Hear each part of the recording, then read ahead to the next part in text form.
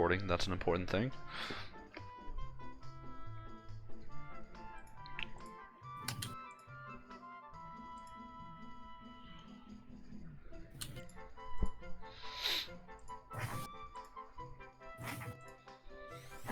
All right.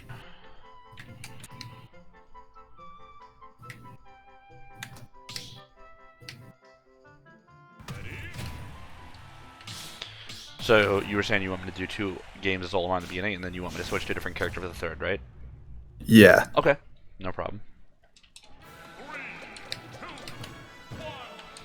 So aside from the occasional thing, I'll probably generally try to just like pinpoint information after the game as opposed to like in the middle of it, unless it's really like an obvious or important thing, just so I'm not like distracting you from being able to focus on the match, right? Oh yeah, it's no problem either way. Okay, yeah. Well, I'll play it by ear then. So I don't want to just be like spitting out information, you know, if it's not getting much, you know, use out of it.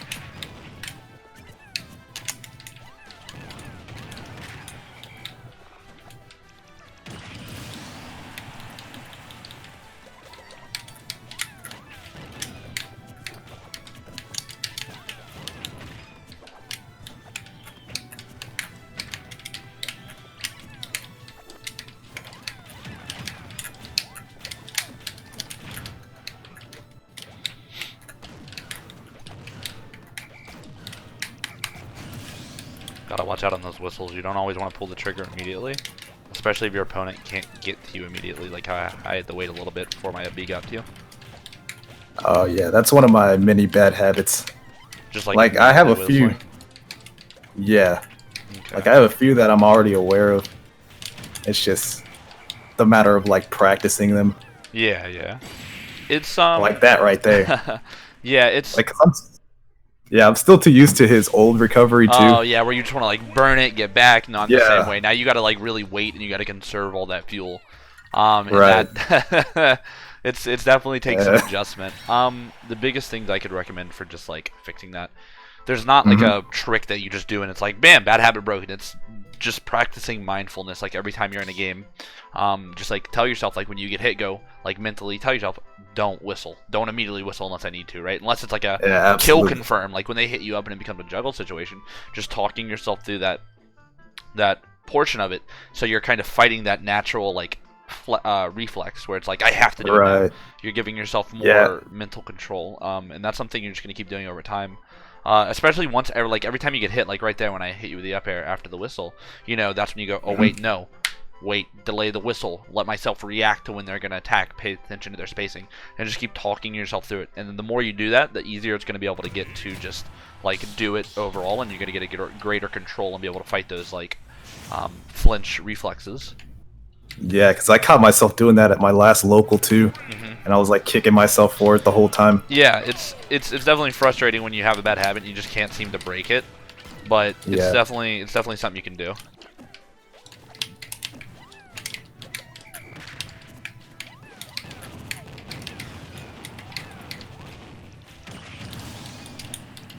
Don't be afraid to go high, and also don't be afraid to like burn an air dodge to go to the ledge. You know, just like air dodge into it as opposed to up B. Yeah.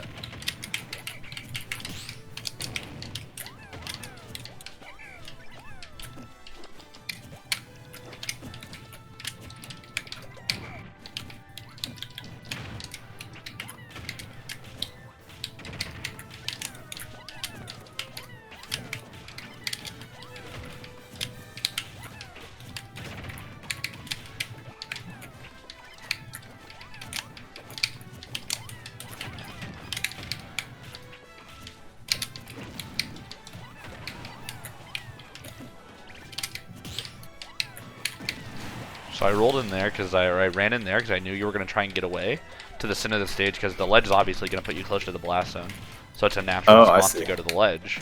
So when I'm pressuring there, I know I don't have a guaranteed pressure, but what I can do is I can like kind of read what you're gonna do based on where we are. Like the natural like response of you is to get to the safest area. I see. So like right there, I air dodge in, give myself a little bit of distance. I don't mind going low because I have like a full set of fuel, right?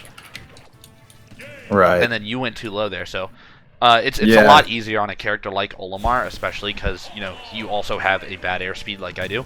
It's a bit tougher when you're fighting someone like Lucina or Chrom or Roy or even like Mario or Wolf or whatever, where they're able to catch up when you air dodge a bit easier. But just like thinking about it, evaluating the situation when you're doing it, it's going to take you a lot farther. But let me try switching characters now.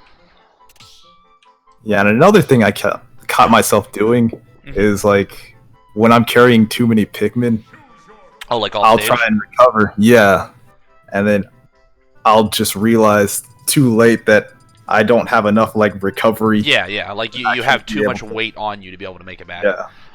Yeah, honestly, that's, you know, don't be afraid to dump Pikmin.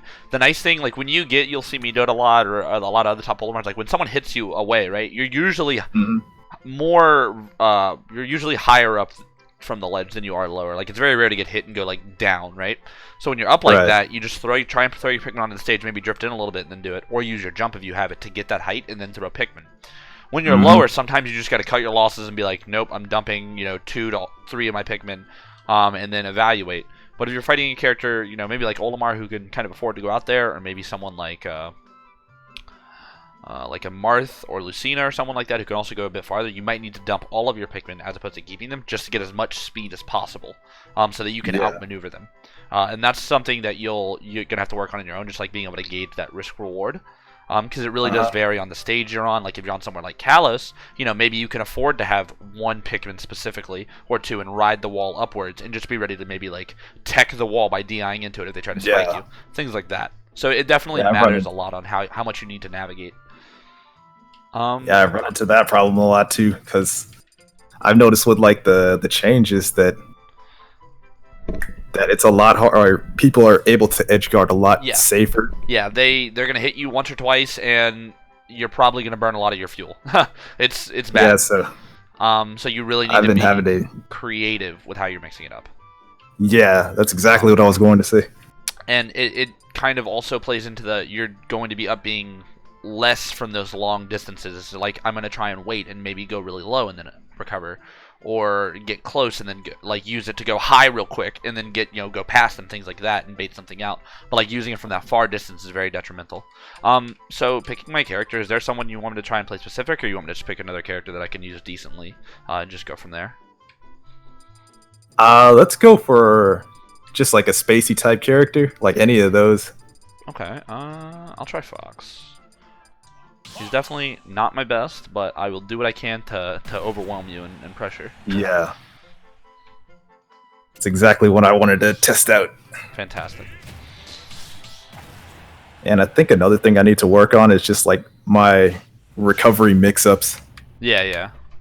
Because I immediately like instinctually just go for the ledge when I know there's other options that I could be going for. Yeah. As long as you're able to as long as you're aware about him to some degree, it's gonna be a lot easier to stop yourself in the future, right? Like you're gonna be like, okay, I know not to do that. So then you just keep telling yourself it until you kind of make it like a habit.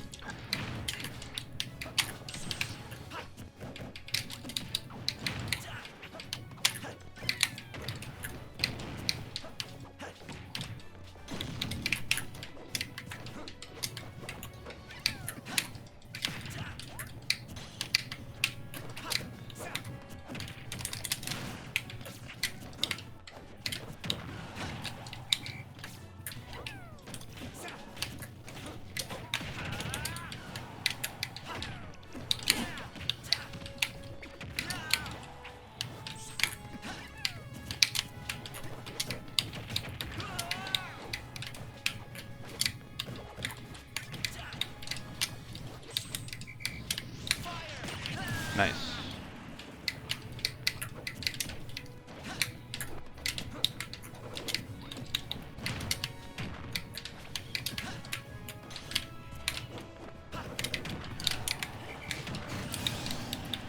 That was another instance of needing to delay that whistle just a little bit.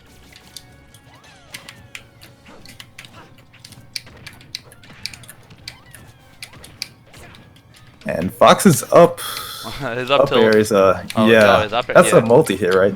His up air, yeah, it's 2 hits. You can whistle both. It's just a little tough. Yeah, I was kind of curious about that.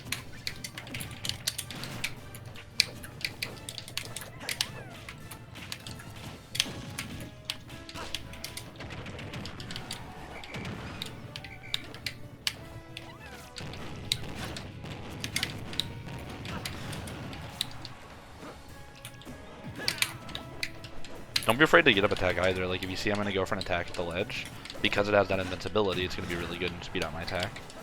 Oh, yeah. I do kind of catch myself, like, underutilizing that. Yeah, you kind of just... It's a lot... Feels a lot more secure to kind of just, like, roll or regular get up or something like that. Yeah, because I think that's the option that people punish the least. Yeah. Just roll attack or rolling on stage.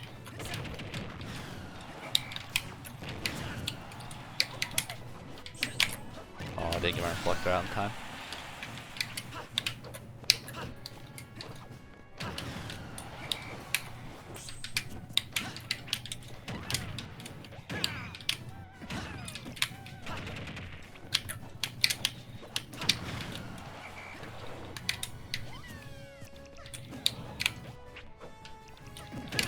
Oop. I always forget about that. Oh yeah, the lack of how you lose your invincibility.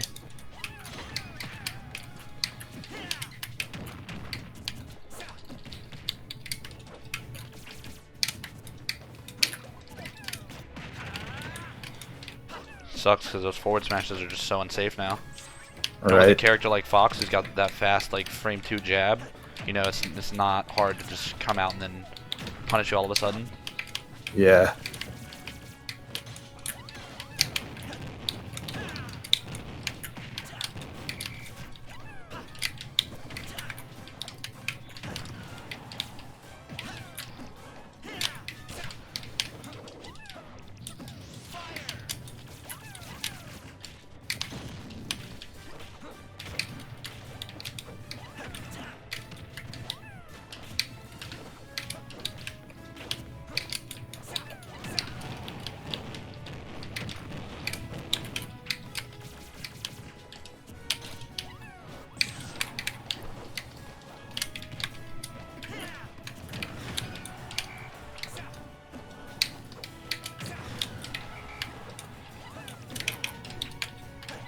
No.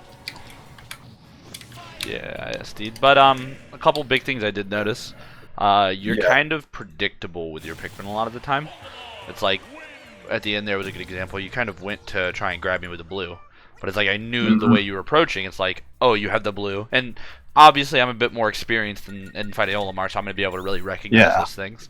But just like it can be a bit tough to find a way to do it without like making it obvious. But just like when I see you on the ground and you kind of stop jumping or you stop playing the air game or you maybe stop attacking for a moment because you have that blue in front, that kind of is a tell where it's like, oh, you're gonna go in for this grab.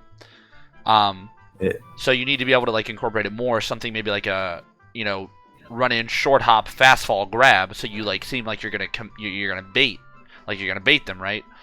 Or if you have a purple, run in, purple side B, then immediately dash grab when they try to shield the purple side B. Things like that. Yeah, that's an important thing to like know for top level play too, because they're going to be mixing it up like all the time on you. Yeah. So you need to, because like when you play people who really know what they're doing, they're going to be looking out for blues. They're going to be looking out for purples up smashes or as opposed to like whites and things like that. So just like learning ways to mix it up. Overall, though, I felt you were pretty solid. I feel like I never really got a chance to see your conversion game. Like you weren't ever really landing like big combos or anything like that. It'd be like straight hits and some side B chip damage, and then kind of like figured it that way. But there was never like an up smash, up air, chase with something, or like a down throw, like fair side B down throws, back air, some massive combo like that.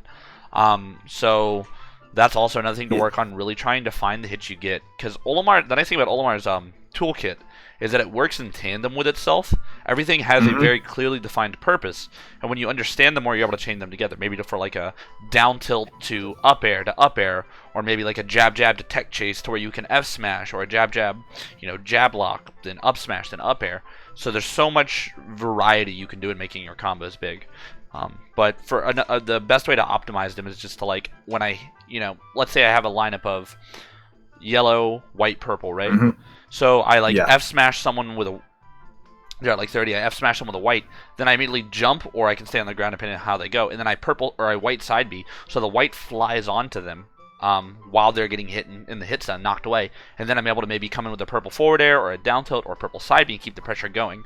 But in that like area where they just got hit and I'm not necessarily right on them, I can throw that white to catch up, or another color to catch up and add that extra bit of damage to maximize the amount of destruction you're getting from that combo, so you're milking every little bit you can get. Yeah, I feel like my gameplay style is a little more like rhythmic. So depending on like how well my opponent's doing or how adaptable they are, like I'm able to get those combos like you're saying. Like if I get into like say I get like a chain grab and then to set up on them. Yeah. Depending on like how they react to it is like how well I'll be able to follow up on that combo. Yeah. So it's almost like a reactionary playstyle where like you notice that it's like, oh, you're ready to go, and then you kind of just do it. Yeah. I think since like you got a better idea of what you're doing, I felt like it was harder for me to like get into that flow. Yeah, because you're so adaptable. I'm like ready to fight Olimar. I know like all the mix-ups. I know a lot of the tricks and things like that. One of the things I was telling someone earlier is, so with Olimar, playing a reactionary can help you, obviously. If you notice things at the moment's notice, you can do something. But Olimar isn't very fast, not only in movement speed, but also in frame data. He's like a medium speed character. He's got a frame 4 jab. That's alright, but it's not a frame 2, it's not a frame 3, and those are the really good ones. His aerials, they're alright, but they're not like a Mario frame 3 or frame 5. They're like frame 7 for fair, and even slower for others. And then the smashes, they might be fast in terms of some smashes, but they're like that medium level startup.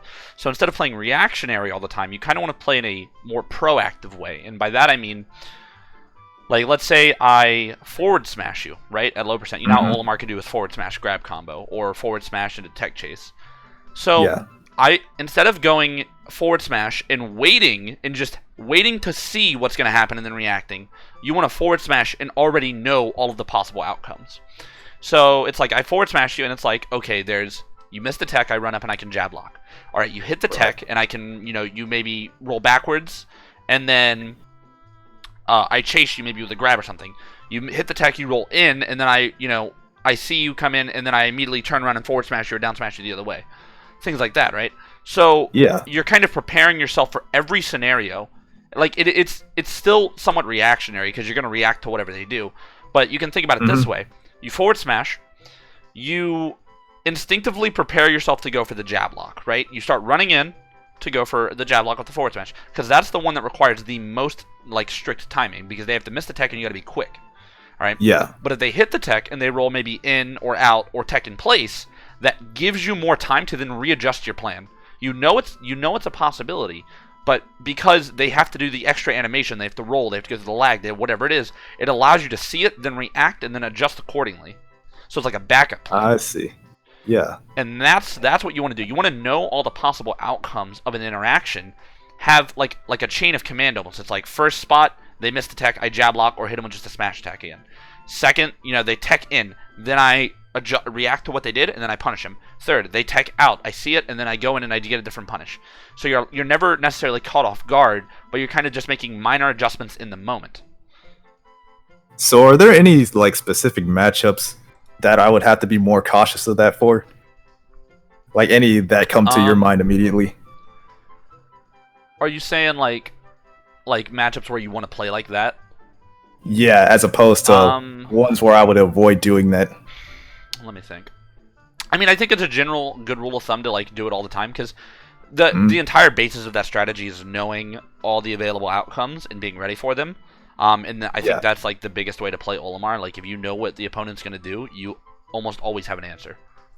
But I guess matchups where it'd be really important are characters like maybe like Mario or Lucina, or have these really quick get off me options, right? Like they're uppies or something like that, where it's like get off me. So you need to be able to maximize each interaction so that you're giving them as little like wiggle room as possible, so to speak. I see. So you run up and jab lock, because if you delay yourself, then they might be mashing their up B at a shield or something, or their up B when their wake up B, and that's gonna maybe get them out of there with their frame 3 or whatever, or their invincibility. So you need to be on point for it. So characters are really good, like get off me options are very important. It might be less important for a character like Fox, whose best option will be like a jab. It's still important, of course, and I think it's a good strategy to apply to everyone, and it's a good way to work on, so you're always kind of like in control, so to speak. You know what's happening. But characters with those really good get off me options are probably the most important ones. Yeah, I think that right there is like another one of my bad habits too, is that I'm not like reacting fast enough to some of those options. It's so reaction speed's a weird thing, right? Like a lot of people, you can't really, at least from the studies I've seen, you can't really increase your reaction speed. Like, you might be able to do a couple things to help it by very, very little bits, like percentages, right? But you don't need to raw react to everything if you know what's going to happen. Like, if I'm already prepared for you to do roll in, roll, out, mistech, tech in place, then I'm not going to get caught off guard and then have to process the information and realize what happened. I'm going to, like, go, oh, you rolled that way. Okay, I already had a plan for that. And that's what I'm just kind of going for. It's like you're preparing yourself for everything. So once like the criteria is met for one scenario, you already have an answer and you go for it. Like the moment you see them start rolling that way, you go, "Oh, I already know what's happening." Yeah. So basically, like training your like read ability. Yeah. So on other opponents. You're letting yourself like. What's a good way to put it? You're like. It's like when you're typing on your phone, right, and it like auto completes a word or whatever. It's like that. You're starting to type the word, and it's already filling in the blanks for you, because you don't need to type in the whole word because it's already done. Like they've already done it, and you already know what's going to happen. Because you have an idea of what word you want to type, but you don't need to type it all in. It's already completing it for you. So you don't need to react to everything and see exactly what's happening. You already know what that option is, and that's something that you want to keep working on the more you play the game. Kind of just like making little mental notes and kind of not necessarily memorizing scenarios. Like if you asked me, you're like, oh, Myran, what is the optimal punish for when I back air a Lucina at 70%? I'd be like, I don't know. But if you showed me, right, like if I looked at the scenario, I could be like, okay, they can do this, this, this. And it's kind of like you're going to pull up this information as the situation occurs.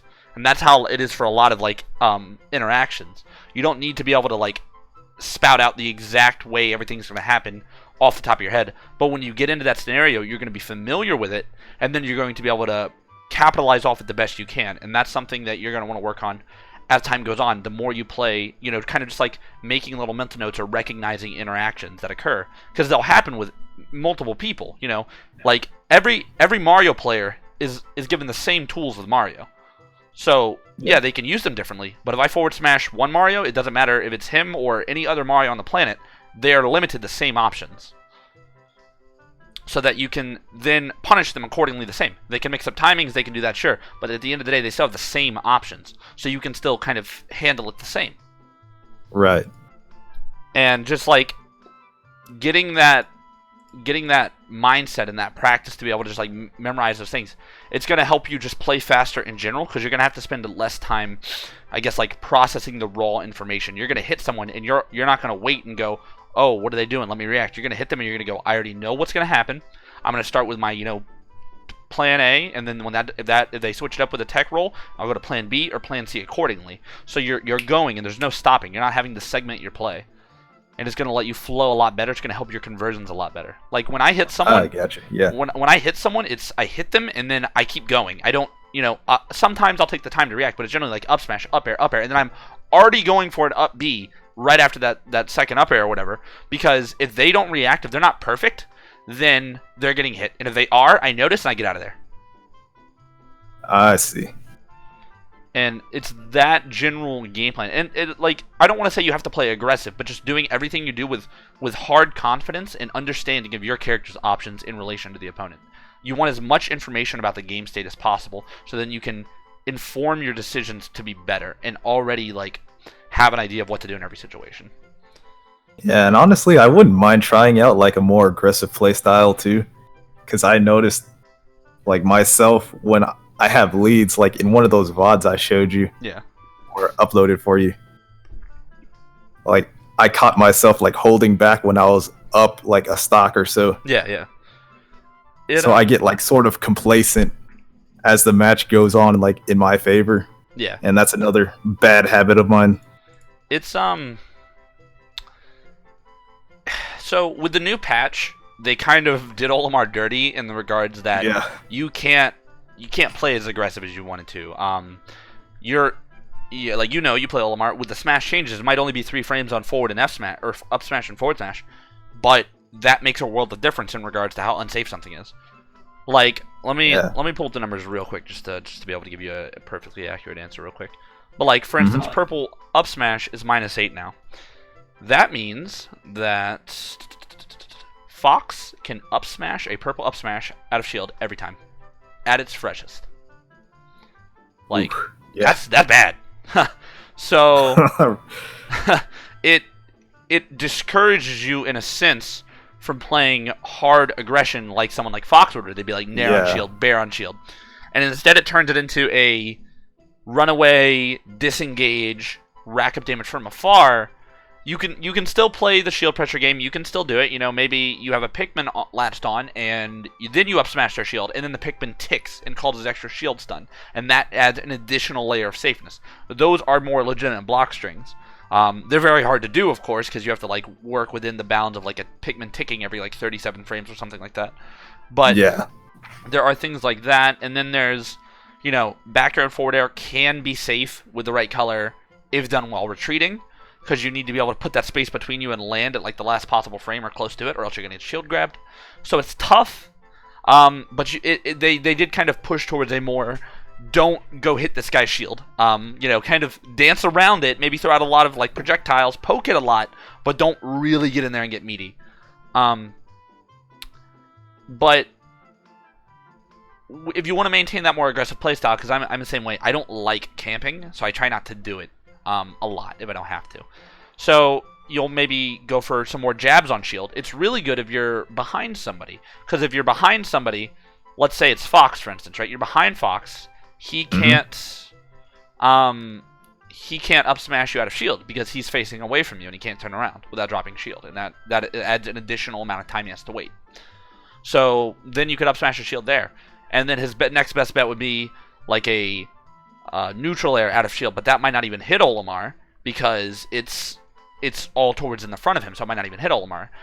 So you could do things like purple up smash on shield or jab. I believe jab is -8 on shield as well on their back. So that's an additional way to add pressure.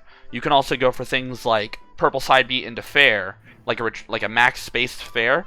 So you hit the tip and they maybe can't shield grab, and then you go for maybe a forward smash or they try to shield grab it and they're out of range, or you maybe go for a down tilt and kind of create these like pseudo block strings where you're waiting for them to try and think something's punishable, but because you spaced it right, it isn't. At least it's not punishable for the option they wanted, which is generally a shield grab. So you're going to be going for these like not truly safe block strings in a lot of ways. There's a couple you can do, but kind of just like I'm going to keep pressuring, prodding, tricking you, and baiting you into committing with the wrong time. You know, Olimar's aerials are still amazing. They're transcendent as well, so you can also play a bit more aggressive if you want to challenge people.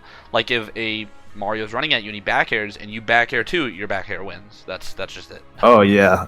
Like I caught myself like using Bear out of shield like so much. Like it's starting to become, I think, another bad habit of mine. But his aerials are so like, good. Yeah. I think like when I play, people catch on to it though, and I still catch myself like doing it. Yeah. It's hard to not want to do something that feels so right when a lot of things aren't like when Olimar gets he's getting pressured in shield, he doesn't have a great option. Like up smash is frame 12s, that's not super fast. His aerials fastest one's frame 10, and then sometimes they lose the aerials because they're Pikmin or they die or they desync. It feels terrible. So you're kind of like looking for something that just feels good and works all the time. And those aerials, they never clank. Like once that hitbox is out, you just win because they're like swords. So trying to find that more effective strategy is good, but don't think, or that more aggressive, but don't think of it as like just aggression. Think of it as like I'm going to sit right outside your range, and I'm going to keep poking you, and I'm going to keep prodding you until you commit to something that I can punish. And I kind of just want to like hit you with a bunch of light, non-committal hits, or try to be non-committal. It's much harder now with the change to the smashes. But kind of just like poking them, and then once they commit, since you're right outside their range, you don't need to be very fast in that instance because you're already close to them, and then you can come in with a punish. Or maybe you'll hit them, and then like a good example is you know how a lot of Marios like to combo break with neutral air, right? So what you do is you like down tilt Mario, and then you immediately parry because he is going to neutral air because that's when he can neutral air. You already know what they're going to do, going back to what I said in the beginning. And because you know, you parry, and then you get a free punish. Right. And it's that general, like, you're using your understanding of your opponent against them. It's like, because you know how people want to fight Olimar, you know the general response to Olimar, because you play as him. So you're going to understand how everyone likes to dodge. It doesn't matter if your opponent has a way they like to do it. You've fought in more Marios or Lucinas or whatever. You've seen all the different ways they like to do it. So you can kind of build like a chart of like, oh, the first, you know, most likely option, Nair, second likely option, up B, third likely option, air dodge, right? And you can be like, oh, I'm down tilting. They're probably going to want a Nair. Parry, bam, jab, jab, go for a punish. And you're building your entire game plan on that knowledge. Olimar's all about a wealth, like knowing everything. When you know everything, like I said, you have an option. So just allowing yourself to flow, and you're going to get faster because you're already going to know what they're doing before they've done it, because you're giving them only so many options to choose from. Oh yeah, like I was watching Shuton stream like the other day, and I noticed that about his like kind of gameplay, where he could just like run up, like maybe shield, and then like he'll catch people doing stuff. Like it has to be like anticipatory. Yeah, that's what it is. It's because like I tried. Sorry, go on. Yeah, because I tried emulating that style, but because I don't have as much experience, I'll get caught by stuff that he doesn't get caught by. Yeah. There's a lot of things that go into it. Yeah. The first part is, I mean, when you have a player like Shuton or me or whatever, or these top level players, there's kind of an extra level of like pressure when you're fighting us, because like, oh, these are world class players. It's like that for any character, right? So you naturally give them more respect. If I fight a random Olimar, I'm like, no, they're not gonna do that, and you're just gonna try and slap them up. But no, it does go into what you're saying. Like when Shuton's running up, he's knowing what to look for. He's like, I'm gonna shield, and then they're gonna jump, and then I'll catch him with an aerial or something. It's like it's building a foundation of information so that you can you already know, and that's something that, like you said, you'll get with more experience, and that's gonna help you just play faster. You're not gonna have to sit by and constantly evaluate. You're gonna be able to what's a good way to put it? Instead of what is a good way? So instead of having to maybe. Imagine you're like a newspaper delivery boy, right? And you just started out. You're on your bike. You're going, and every time you get to the house, you have to stop and throw the newspaper just to get it on the doorstep, right? But as you get more experience, you're able to ride and just keep riding while throwing it. It gets more fluid. Yeah, toss them out. Like you're gonna get to that point because right now at lower levels or mid levels, a lot of Olimars, they have to stop, take out their paper, throw it, and then start biking again. But the more experienced ones, they just it's like an automated machine, because you're doing it so much. You're building that understanding, that muscle memory, that knowledge of where to throw, when to throw, things like that. And that's the same principle that you bring in when you play Olimar. Any character especially, but Olimar most definitely, because he doesn't always win head on. His Pikmin do this, they do that. You have to know as much as possible. Yeah, and on top of that, he's just like such a complex character. There's a lot of nuance that goes into him, so you always have to have stuff to keep in mind. And it's going to help you get better at keeping track of your Pikmin, because you're going to get to the point where you're keeping track of your Pikmin. It's like a total subconscious thing. It's like riding a bike for you. And then you'll be able to focus on throwing the newspapers, which is fighting the opponent, and it all kind of comes together. Right. But with that, what next did you want to do? Did you want to play some more games? Did you want to watch those VODs? What did you have in mind?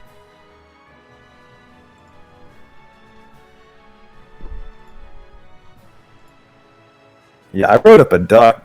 It's One sec, you just went out right there. You were saying you had a doc?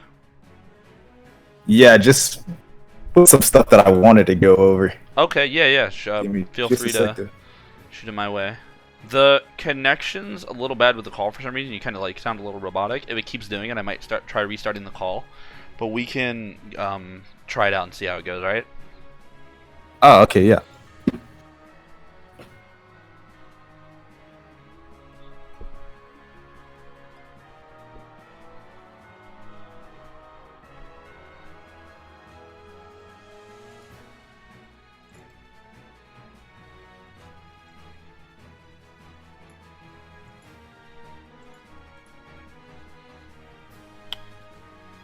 Hello? Can you hear me? Yeah, I can hear you. Okay. Yeah, I'm not sure if that's my end or...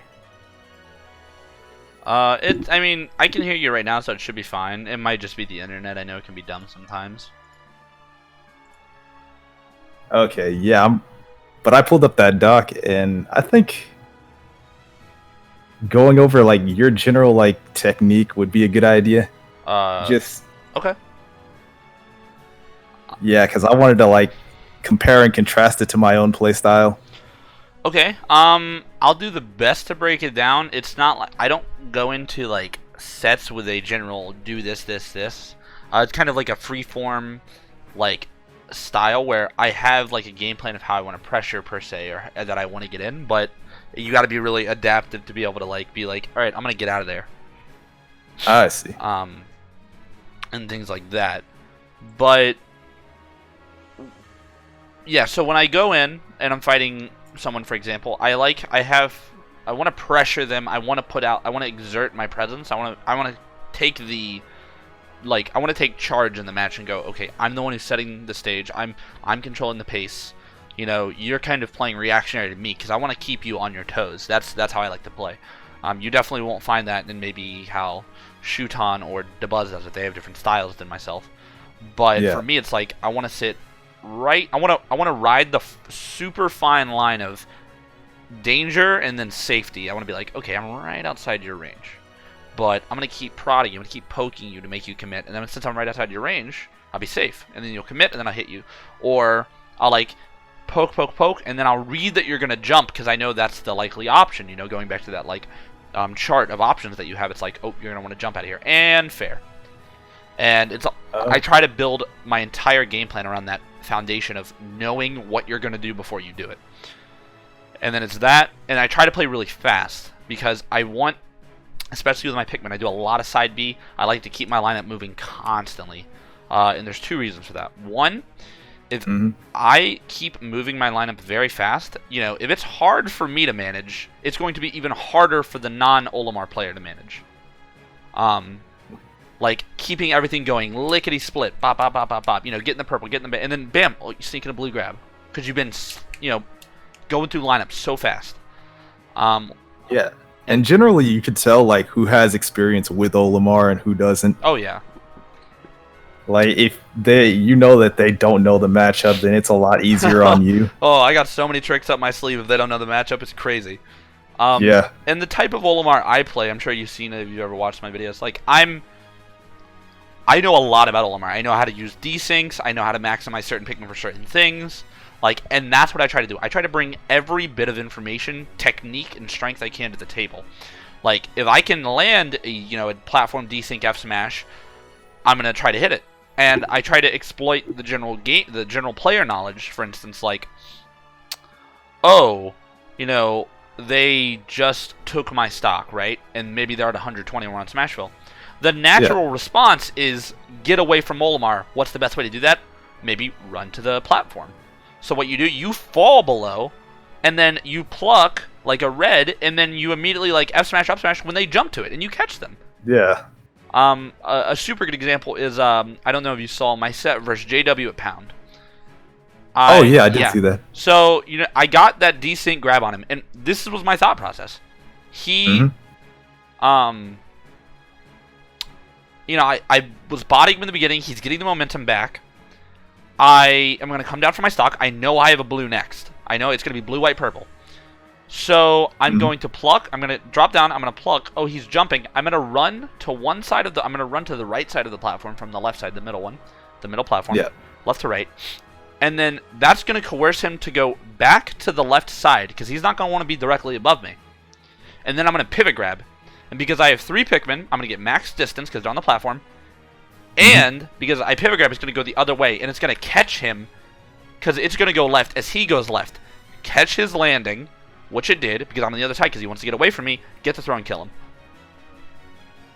I see. So it's exploiting that natural player like psychology. It's like, you don't want to be near me, so you want to be over here, so I'll punish you for going there.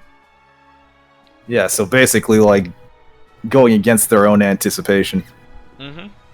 So like really experienced players, they know, don't go to the platform when you're fighting me and you come down from a stock. Go to the ledge. Stay on the ground. You know, do something like that. Because, like, I'm more than happy to, like, blow you. I hit so many players, top players, mid-level, high-level, doesn't matter.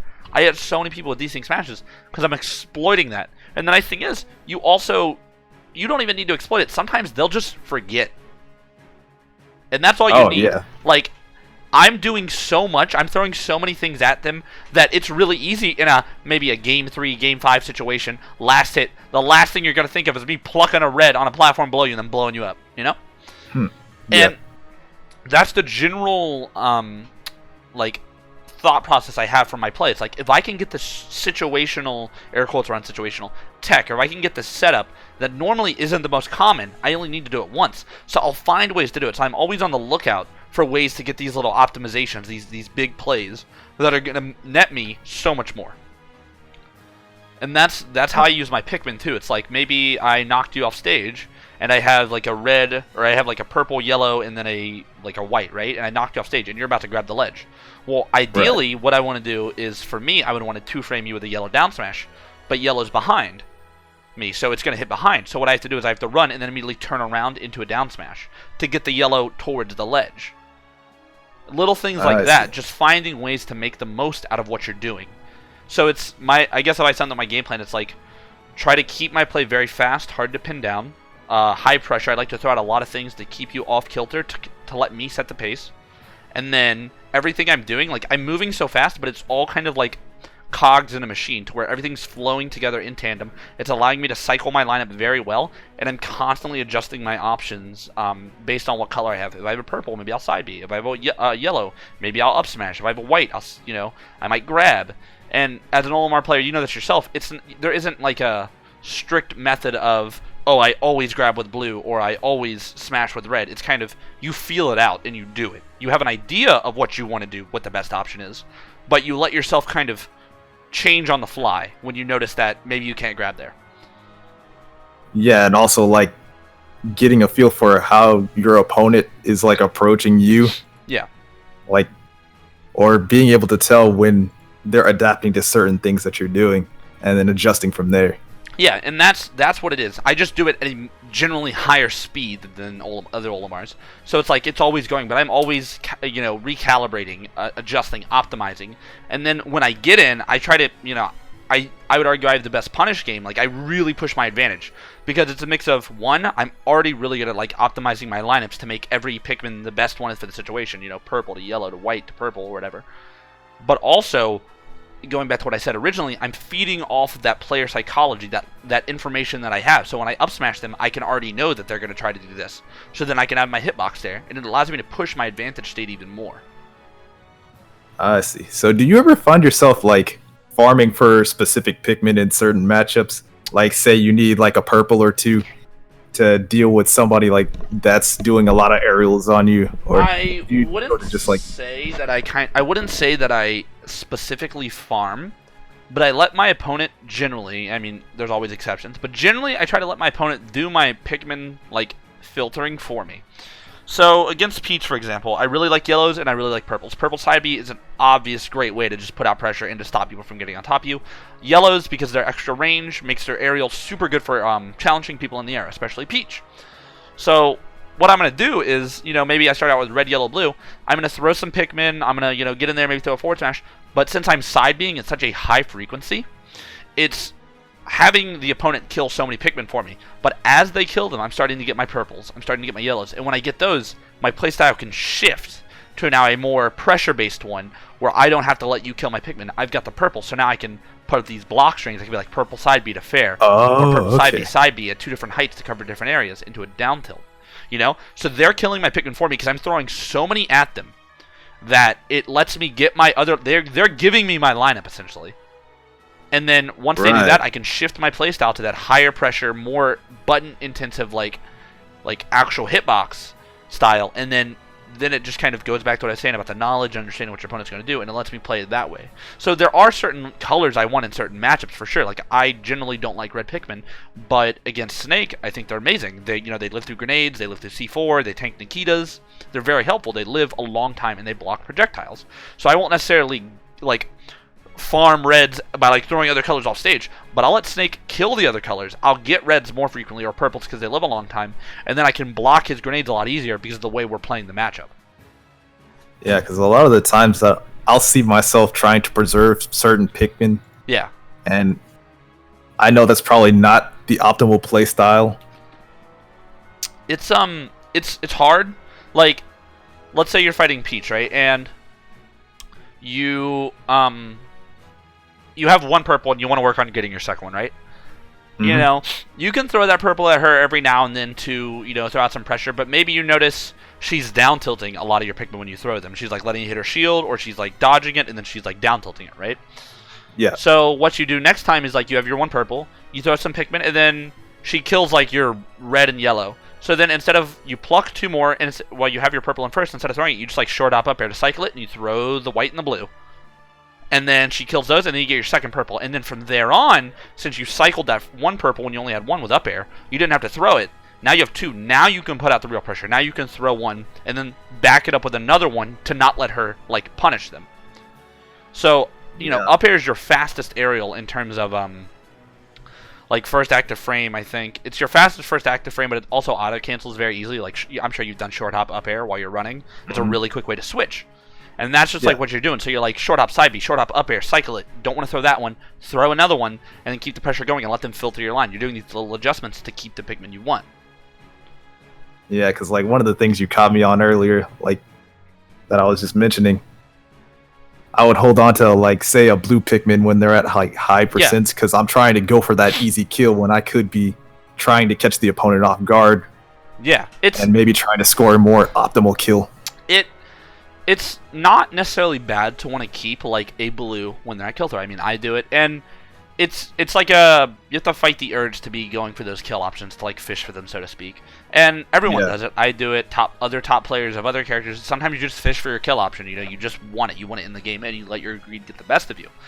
But sometimes you got to be like, oh, what if I maybe run up and I, rising up air with a blue to try and up air them and kill them, because they're probably going to try and jump to get away from my grab. Or what if I run up and I forward smash with a blue when they don't expect it, because they're going to try and, maybe grab me instead or do something else. So mixing that up. Another good way to mix options up is sometimes, you might know you have a blue next, and like next pluck up, so when you pluck it would be a blue, and you've got like two Pikmin or one Pikmin. Maybe you'll run up and you'll like purple side B, and then you'll immediately pluck into the blue and then grab them. Because a lot of people, they don't think about what your next plucked Pikmin is. They do it very visually. They go, he has red and yellow or whatever. So you can mix them up by going, you weren't expecting this blue, bam. Yeah, I see. Yeah, and then you're able to keep them off guard that way. And that's what I'm talking about. It's these little situational things that at a glance seem like, oh, that's very ridiculous and situational. You would never hit that in a match. But you can exploit them for not always keeping everything in mind like you are. Like, you'll be ready to go, oh, wait, we're in this scenario where I can pluck and they're already shielding? I can get them. Or things like that. And you kind of exploit their inability to always be prepared for something. I see. That's the nice thing about Olimar, is he can kind of put that information overload on the opponent.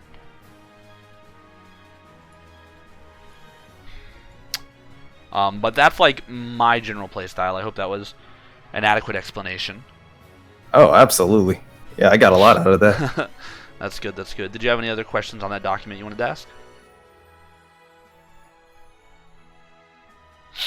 Actually, I think that about covered it. Oh, fantastic.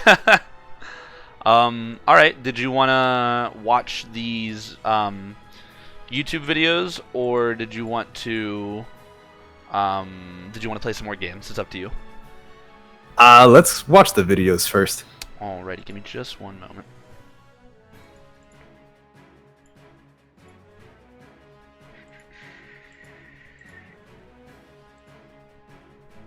Alright, let me transition over and...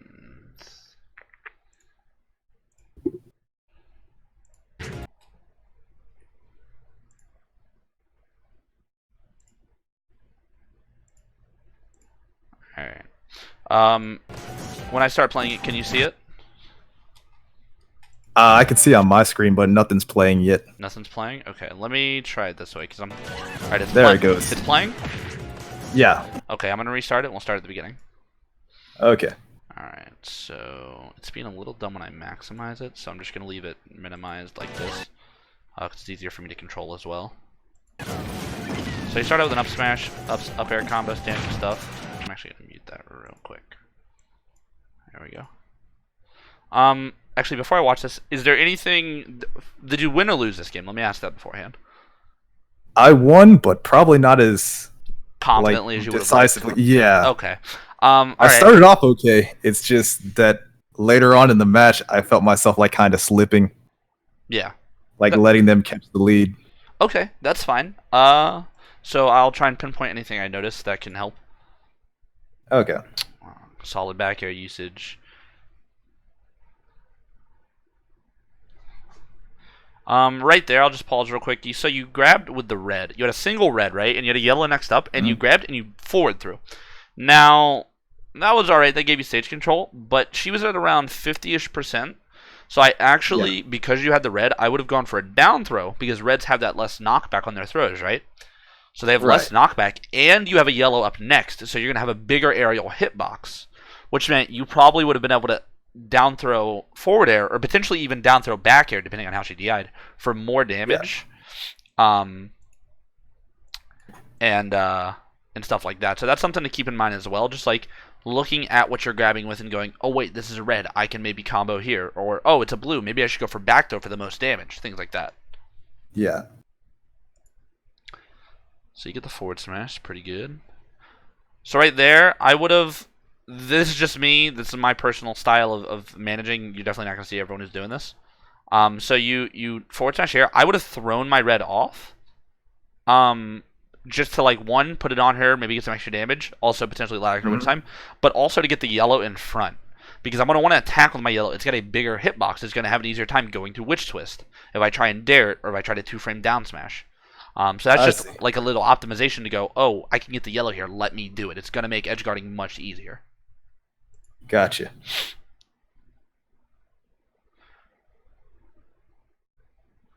And then right there as well. So you saw her, you knocked her down or whatever, I believe you footstooled her, and then you just stood there while she recovered.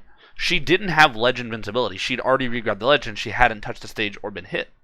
That was another opportunity where you could have just been like waiting to down air her. So you jump and then you just kind of like, as she's going up, you're going down. And you let yourself kind of just come in with a down air, and you're at least going to sour spot hit her. You're going to hit her, though. And you're punishing the fact that she doesn't have that ledge invincibility. Gotcha.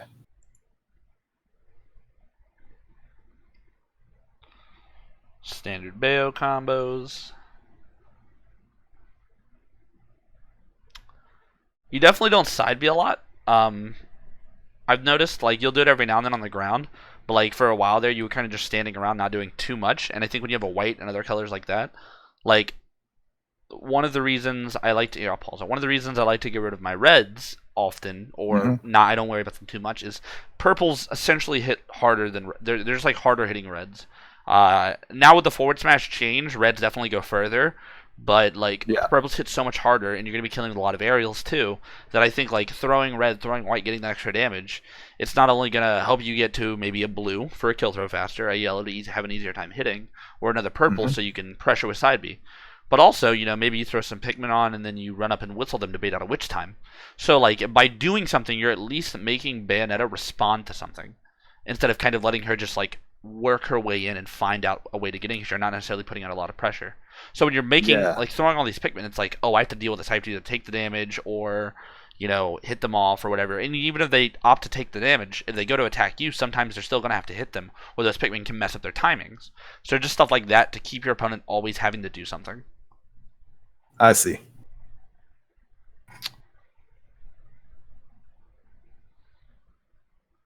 Yeah, so, like, right here, you know, I see what you mean. Like, you were doing really good in the beginning, but now you're kind of...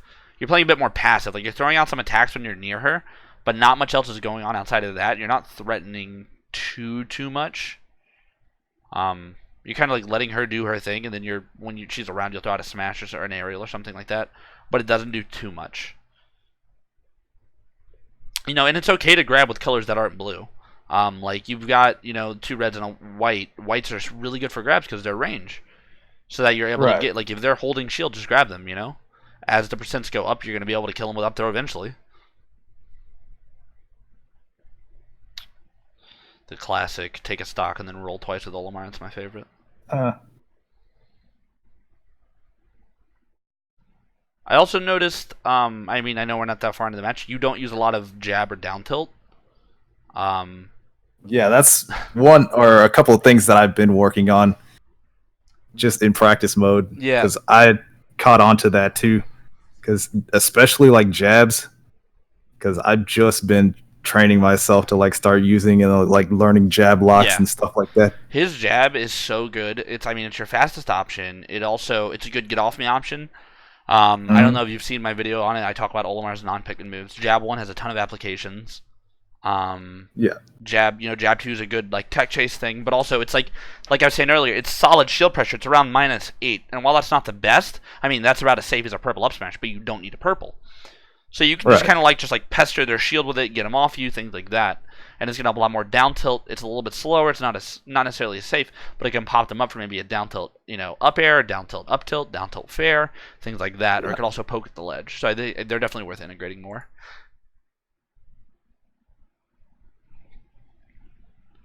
You get the white side, be it dies. So you get the down throw with the red there. I think you probably could have gone for an up smash. Because she was at relatively low percent. And you did have the red. So you could have been like red down throw into purple up smash, especially with the way she DI'd. Like going for grab into down throw into forward air. Like that's like my main. Yeah, I don't blame you. That's the bread and butter. I mean, that works the most. I mean, depending on how they DI and a bunch of other factors, you can get up smash sometimes.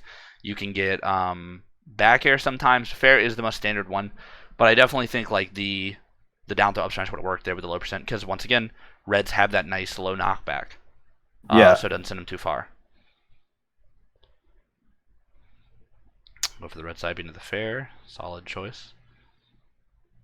Didn't punish the lag on Bayonetta there. Remember, she has extra lag after she uses normal a bunch of specials in the air, so just being ready to punish those with a smash, it's a lot of lag. But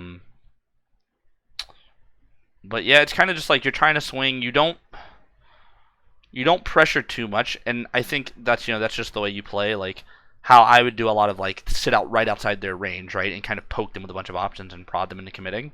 That's something that you have to specifically do. So for you, it's a lot of that start and stop segment play. Like when you're starting, you're kind of going down a bunch of buttons, but then there are times where you'll just like stop and you'll kind of just move around and not do too much. And that's something to, keep yourself like keen about, so that you're not, you catch yourself kind of like, you catch yourself stopping, so you're not always like giving them time to recuperate. Yeah. Like right there. Yeah. So she gets the witch twist into the fair. It's Bayonetta stuff. I imagine you're gonna land. Ooh, white back air. You actually hit a lot of white back airs this game. There's another one, in fact, but hit's a hit at least, so you can't complain too much, really. True.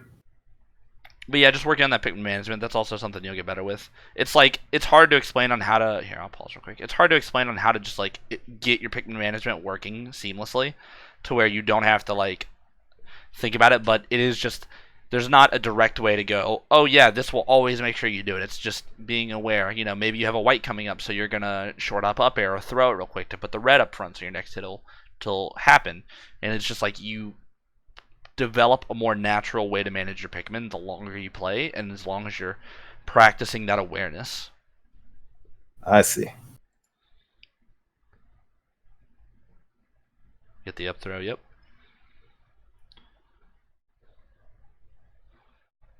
Alright, let's see. It's like right here where you're kind of just like jumping around, like you just side beat. I think there was a lot of time there where you probably could have been side beating or going for some other pressure, but you're kind of just like sitting around and moving. Here, I'll play it back again. Yeah. Let's watch. So you have this. You're just moving around, and I know she has invincibility, but even then, like you're just not doing anything until you finally get a side B off. And I mean that's fine. You don't always have to commit to something, but I feel like that probably could have been utilized more effectively. Yeah, I find a lot of the times I'm trying to adapt to my opponent's like movements so I don't get caught by something. Okay. But like you said, I think being able to throw out like just more hits, and especially like more side Bs. You don't always even have to hit them. Like I was saying earlier, it's just more so about making them respond to something. Right. And of course, you want to be careful to make sure you don't do it at the wrong time and get punished. But it's just like, hey, don't jump around for free. Deal with this option. So you get the upside there. So I think it was pretty solid overall, just making sure that you're kind of not segmenting your play as much. Kind of getting that more fluid gameplay style, and then just trying to do more so you don't have as much dead movement to where you're not doing anything. Definitely don't want to confuse that with just like always going in, always attacking, but just letting yourself have more purpose when you attack and when you move. So you're not like, because when you're not doing anything, your opponent's like, oh, okay, I can inch forward, I can do this, and it makes it a lot easier. Yeah, and I think this video right here showcases even more of my bad habits. Okay. All right, I'll see what I can. I think Palu got this one on a 2-stock. Oh, okay. Well, to be fair, Battlefield is a pain in the ass to fight Palutena with. This is definitely a stage I would not recommend taking Palutena to, just because it's very easy for her to juggle. Yeah. All right, so she's getting some fairs, getting some nairs.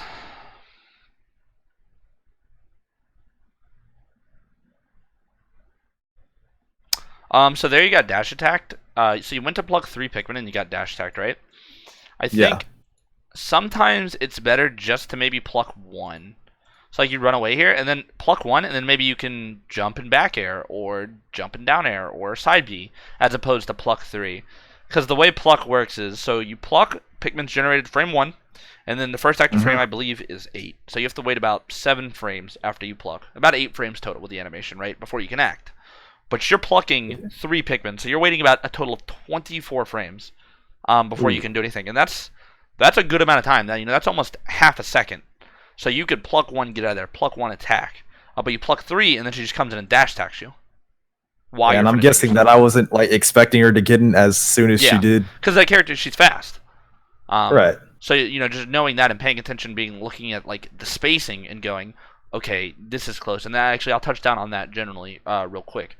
Part of pulling the information about the game for you to understand is there's a lot more to it than just like, oh, I hit my opponent, what they can do. It's looking at you relative to your opponent for like distance, like how close are they?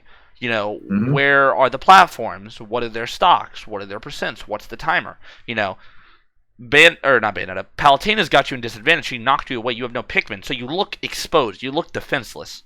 So you pluck the Pikmin and you go for 3, and she's just covering that distance. And then she immediately goes for dash attack, which has that invincible shield. Her arm's invincible on that attack. So it's like I can brute force my way through this because you plucked all those Pikmin. So in that instance, you would go, okay, I got some distance, pluck 1, maybe shield, or attack, or just get out of there, and understand that you're already on the defensive, so you need to be able to respond accordingly, as opposed to kind of just like letting her come in and trying to regain. You're trying to regain 100% of your footing when you need to maybe put one toe in the door, so to speak, and then go, okay, I got that, I took an inch, let me take a mile now, or I got an inch, let me take a mile, as opposed to just trying to take a mile right out the gate. Okay. So like let yourself be incremental about it. Right. The blue whiff there because it desynced.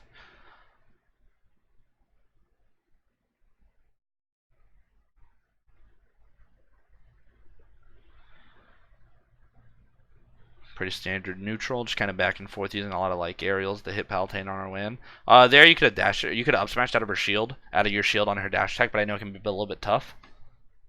All right, let's see what happened with that back air. So she jabs you. And then, you kind of just drift in. Yeah. I did that a little too soon. Yeah, you kind of just like let her come back in, and then once again, Palutena, that higher speed character, she's getting ready to just come in and slap you up with the back air. So when you're fighting these characters, like maybe had you been fighting someone like, oh, who's a good example? Maybe like Peach, you wouldn't have had to worry about that, right? Because she's not like, if you see her coming, you're gonna see that fair coming. But someone like Palutena or Lucina or Pichu, they're gonna just ready to get out there and put a hitbox out. Yeah, so you they're can't right on top of you. Yeah. So just like paying attention to when you're fighting these different characters, what their strengths and weaknesses are. You know, Palutena, she will go out there. She edge guards very well against Olimar. Nair is really good. Back air is really good. Forward air is really good. So just being ready to maybe even air dodge, just do a neutral air dodge, just so you can fall past, get to the ledge, and set up another scenario where you have a chance to outplay her. Gotcha.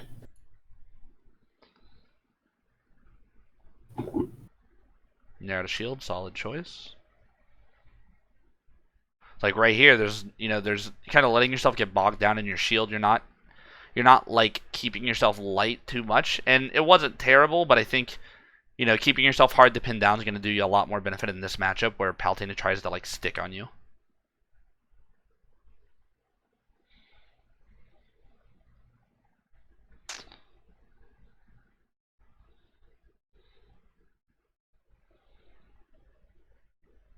I definitely see what you meant though by going for a lot of back air, because you do back air a lot, and it's not necessarily bad, but just mixing up the options more, maybe not relying on it, especially against a character like Palutena who can challenge you in the air very well.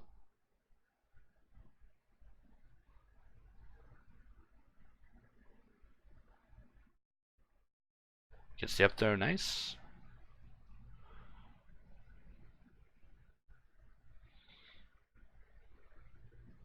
So she catches you there with her fair as you go in with a white side B.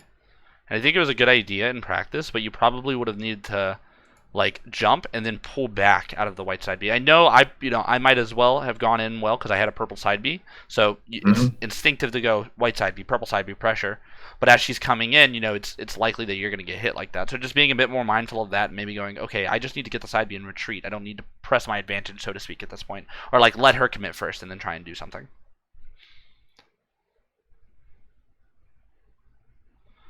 Unfortunately, there you kind of hesitate as well. Just like speeding up your general. I know it's a bit tough, but just when your shields get hit, be ready to throw out an option, right? So you don't necessarily just like wait and then let them get away scot-free.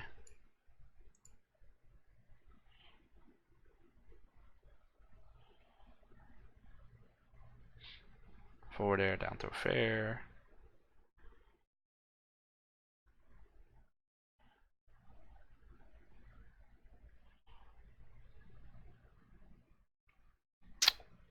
Okay.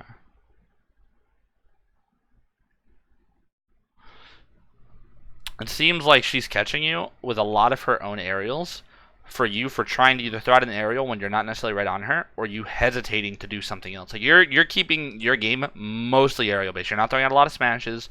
You're not doing a lot of tilts. It's kind of just like aerials. And I don't think that'll necessarily do you that much good against Palutena. It can help for sure, and I don't want to tell you not to use aerial attacks. But like knowing how to incorporate your ground game, maybe run up and up smash her as she jumps, or down tilt her, or jab her up close. Palutena's out of shield options aren't the greatest. Things like that. It's gonna. Oh yeah, I see what happens. Oh, nice tag, nice tag. Oh yeah, explosive there it flame. is. Yeah. So. She caught me with that twice. Yeah, it was just. It felt like you weren't fully aware of what Palutena could do, like the extent of her ability to, cover distance or catch you when you thought you were safe. So the next time you fight her, in any of the future times you fight her, kind of prepare yourself to be like ready to be attacked at a distance where you felt safe, or expect her to close that gap a bit faster, and then maybe be ready to throw out some smashes to maybe deter her on the ground from coming in, or use some more proactive fairs, maybe try and get some more yellows to try and outspace her with your back airs or your forward airs because they have that extra range. If you're on the ground a lot, parrying can help a lot as well, especially on things like back air. Fair, you won't always get a punish on, but just not letting her punish your shield all the time is going to help a lot. And then using side B more in a retreating way, like side B and then drift back and let her commit to something. And, there's a chance she'll get additional lag from hitting a Pikmin on her, and then you'll get a bigger chance to punish. I see. Yeah, I know she's a higher tier character, but I really don't see her online that much. Yeah, they're not super popular. From what I've found, like there's definitely a few, and she's a solid character for sure, but you don't see him too often. But Yeah. So, did you want to play some more games versus each other and just try and feel out, and I can point out anything I see? Or Yeah. okay, Yeah, let's go for it. let me get a room up real quick. Yeah, because having this stuff like explained to you is one thing, but actually internalizing it and like, yeah. Do you want me to play Olimar, or do you want me to play a different character? We can keep going, Olimar. Okay, cool. So I can get a better idea for sure of some of the concepts that you've been talking about. All right. I'm gonna set my stage to random just to give us a bit of variety. You can set yours to a different stage if you want, but I have my random switch set, so it'll give us some variety for stages. All right, that's fine.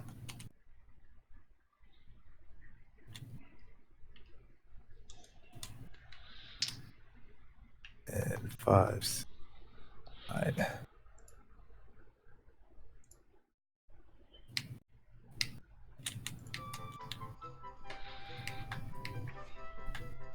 Yeah, I think I'll set mine to random too. Okay, cool.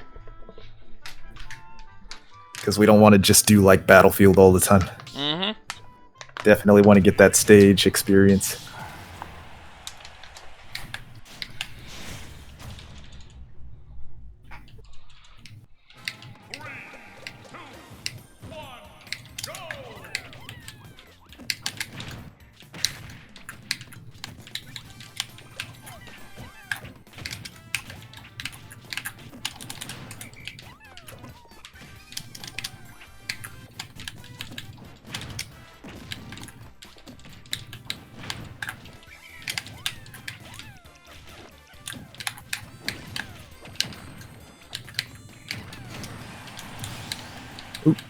I was a little late on that spot dodge. Yeah.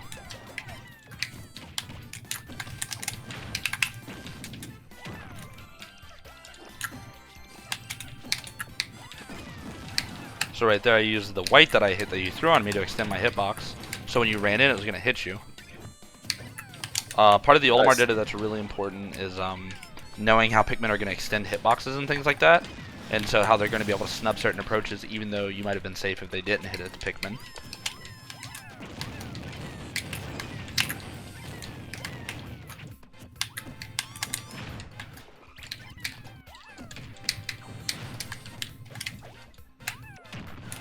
Oh, I tried to air dodge.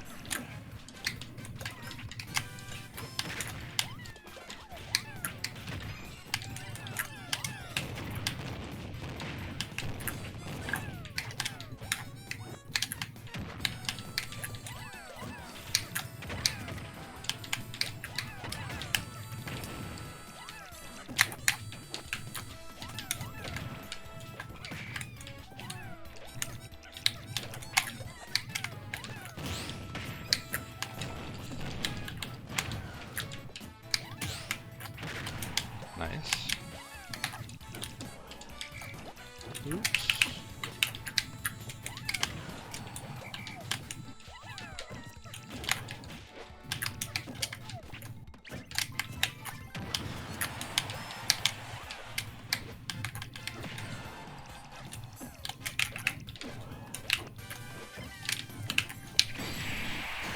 A little bit too much off the back here, but you were definitely picking it up there pretty well.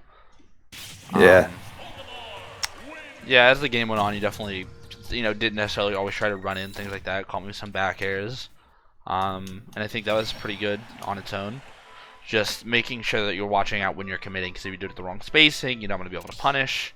Or I'm going to, abuse the fact that you threw a Pikmin at the wrong time, or I'm just going to, barrel through your own Pikmin, because it's possible to, just kill your own Pikmin with mine as they start up or during the smash and stuff. There's a lot of little things like that to exploit in the matchup. Right, and like you said, that's one of those things that you just get better with over time, too. Oh, yeah, for sure. Because I used to, absolutely suck with it. Yeah, it's definitely a matchup that the more you play it, the bit easier it gets.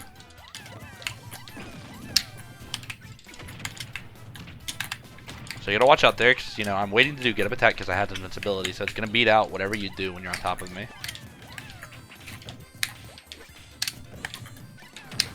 Right there. I hit you away. You you use your purple, and then I down smash and I kill it for free.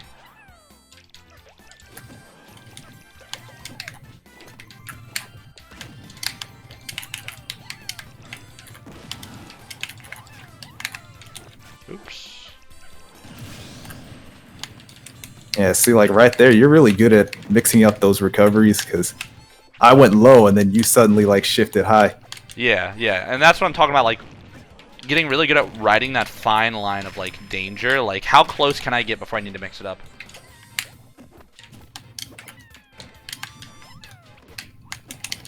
Oh, got me.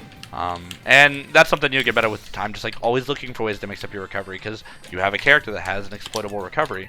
And when you start fighting a lot of people who really know how to exploit that character, you're gonna have to get good, or you're just gonna lose stocks.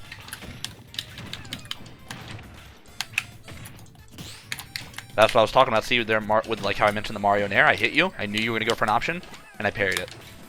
Yeah.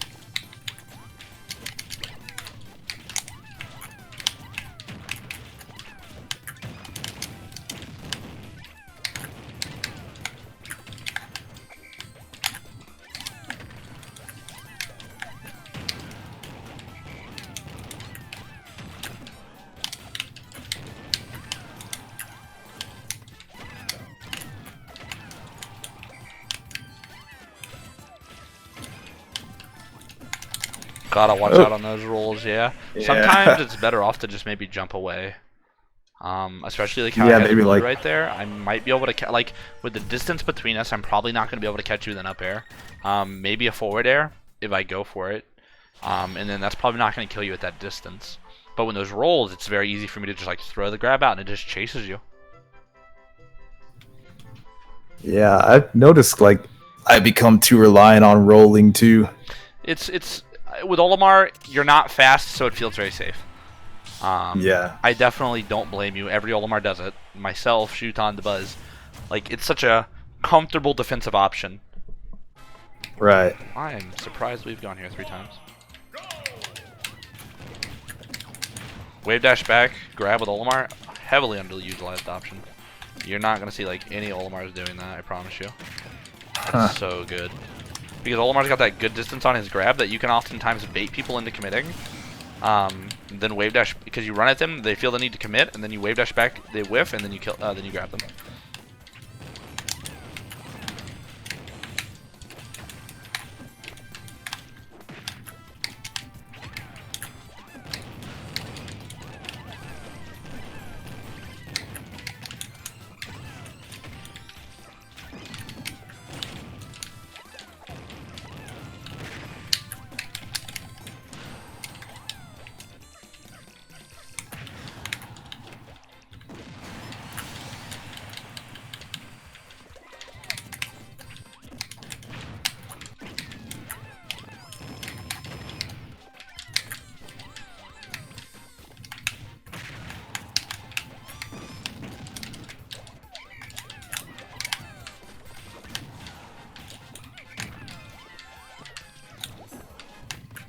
Gotta watch the roll habit.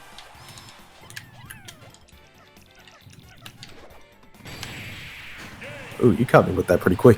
Yeah, the nice. I mean, since we're both Olimar, I can kind of chase you perfectly. Yeah. But yeah, like so you.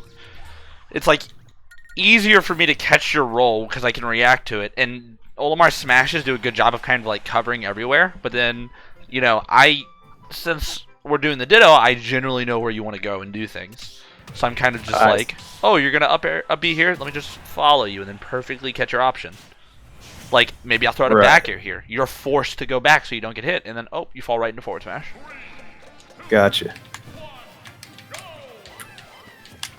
Like, the Olimar Dittos is like, exploiting the concept of, like, knowing everything about your opponent to the max. Because, like, I already know what you're going to do because you're playing Olimar. Or I already know what you want to do, generally.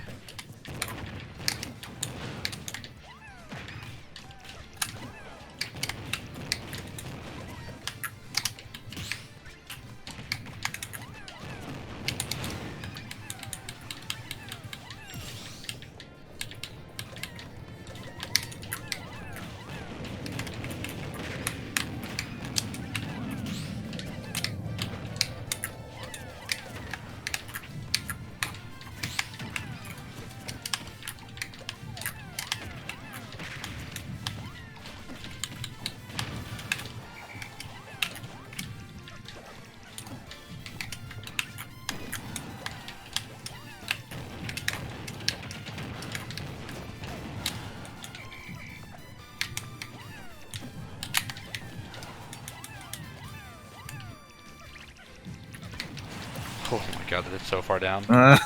Mix of the yellow and the new hurt box.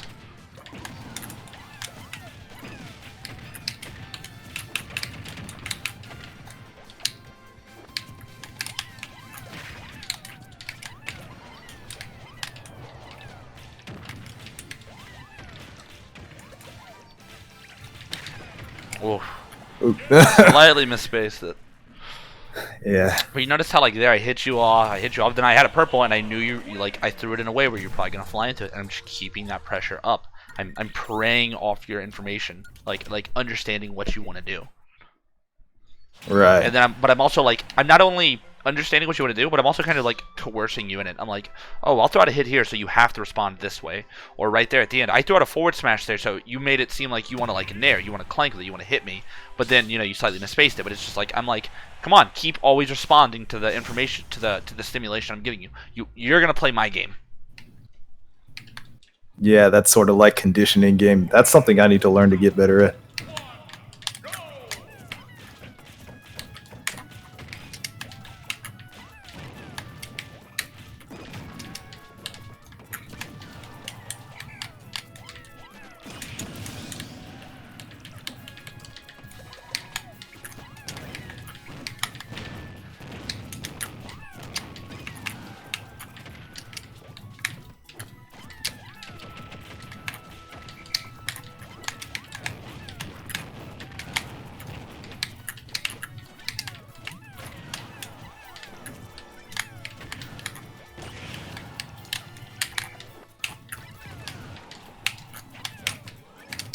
Oh, the Pigman got desynced there, unfortunately. Yeah, that's the Olimar life. Yep.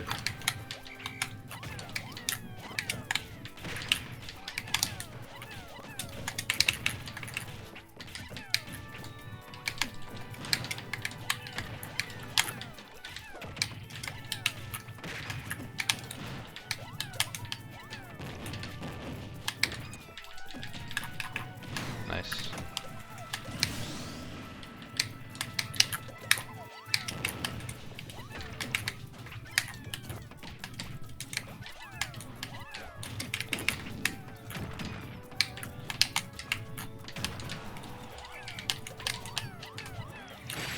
Oh yeah.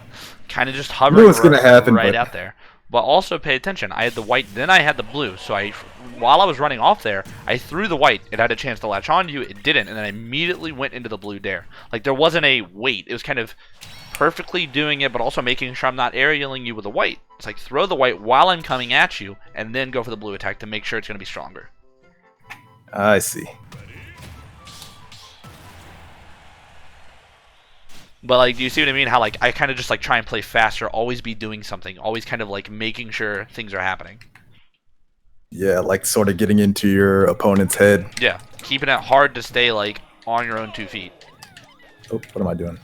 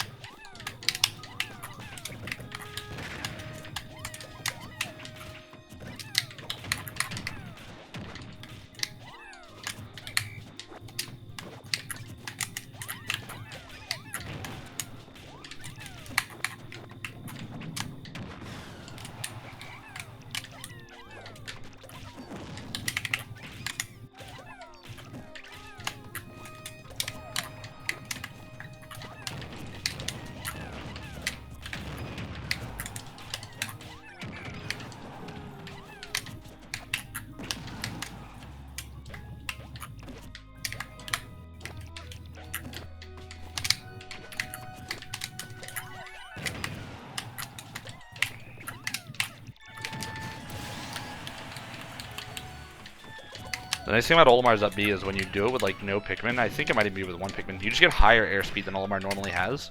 So I can just like outspeed you. And it's a good way to just like use it as like a, almost like a hover. I see.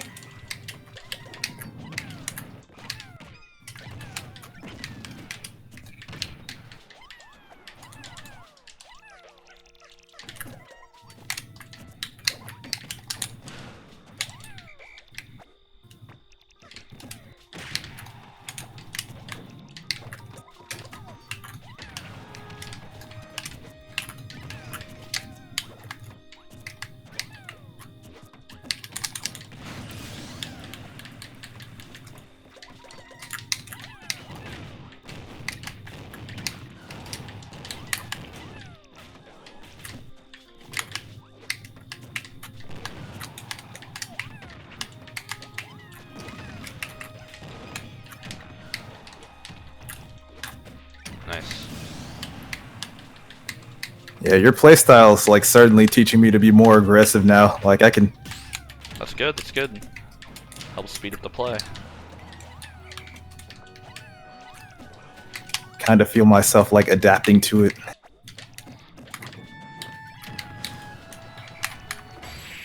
Oh, a little too slow on that. But like, and because I play in that really fast way, it lets you get these random mix-ups, or like how I back through you and then I ran over and forward smashed. Because like I'm always going, I'm always trying to attack you, or I'm always trying to like hit you. So you're not going to be able to realistically expect it all the time. And that's not saying go blind aggressive all the time, because that'll definitely you'll just lose sometimes because of it. But like being able to always just be able to turn it up at a moment's notice, you're going to be able to capitalize on your opponent just simply being unable to always keep up. And that's how I can push my advantage state so hard, because I'm always looking for a way to put you into a bad spot. Right.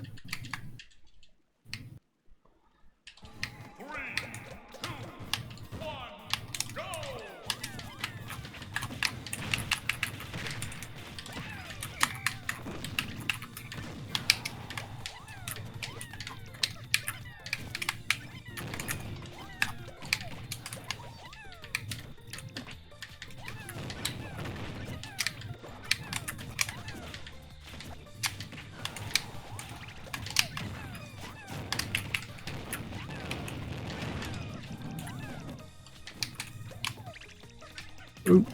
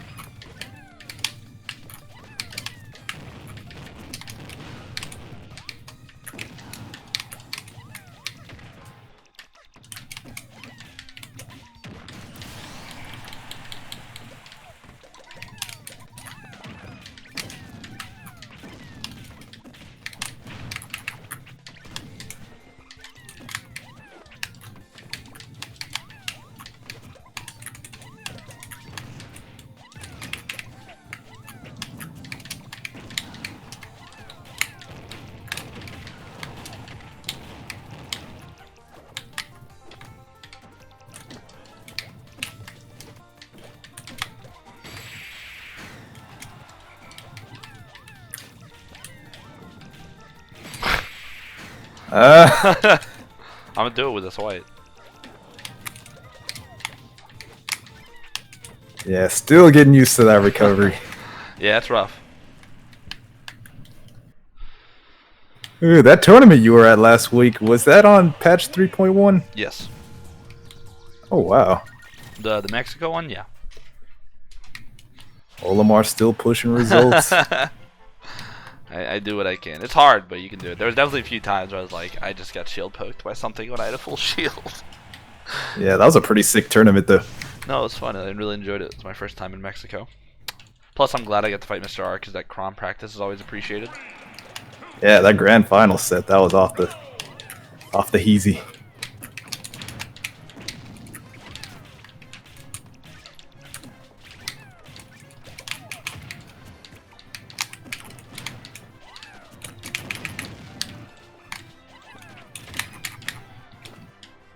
The jab ones, they're too good. It's really nice when someone tries to ledge jump into doing something, because you're just gonna hit them, and then they're gonna like they won't be able to grab the ledge, and they won't be able to respond to you fall, and you usually get a free down air. Yeah.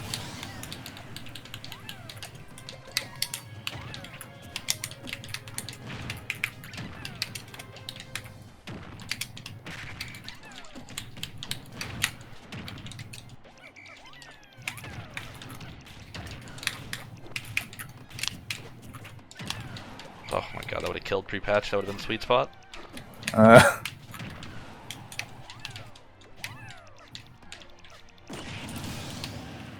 Nice.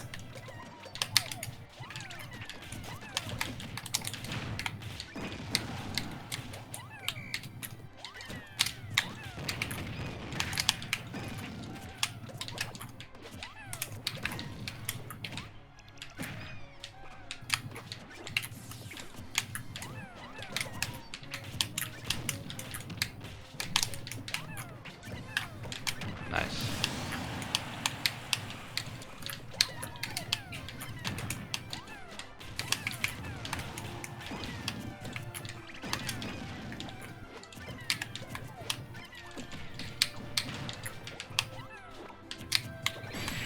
Oh.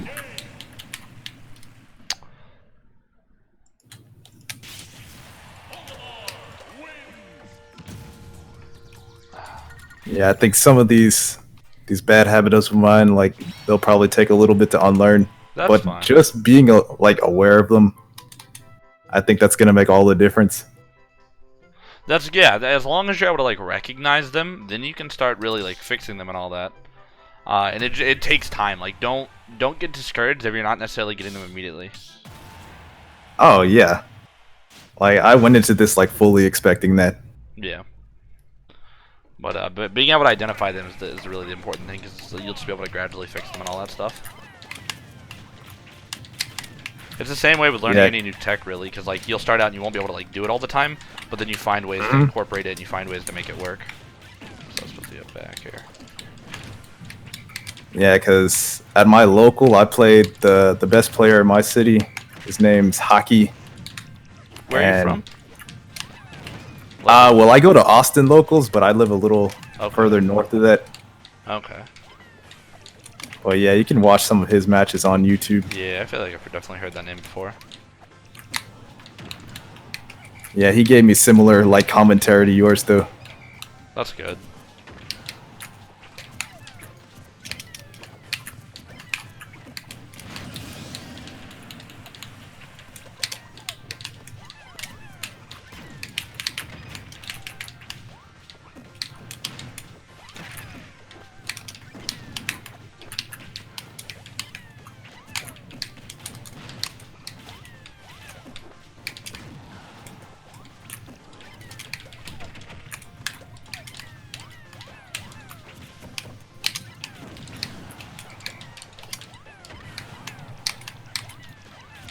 Oh, I meant to cancel the nair, but I think the Pikmin ticked, and it like caused me not buffer the nair properly, and then I kept flying. I was like, no.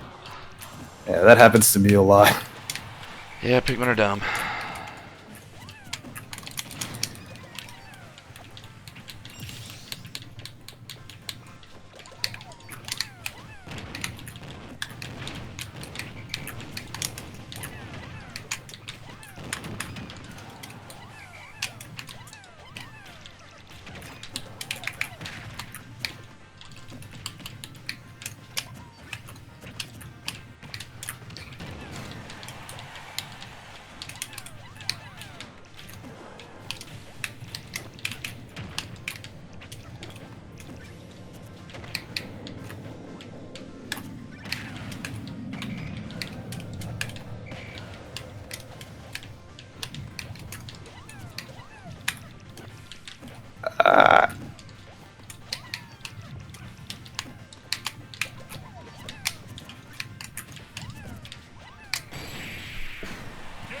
Oh wow, that was a fast response. And that's how I like to do it. It's like always go. Yeah, I didn't even think you'd catch me there.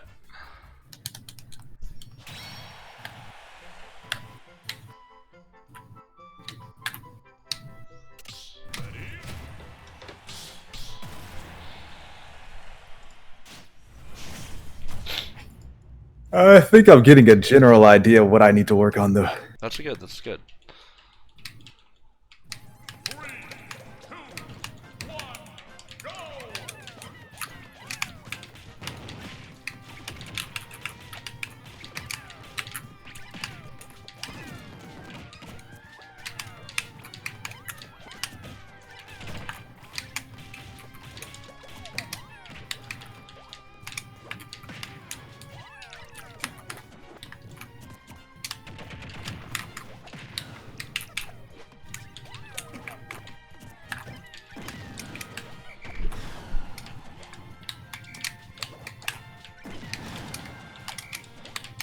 Oh, nice.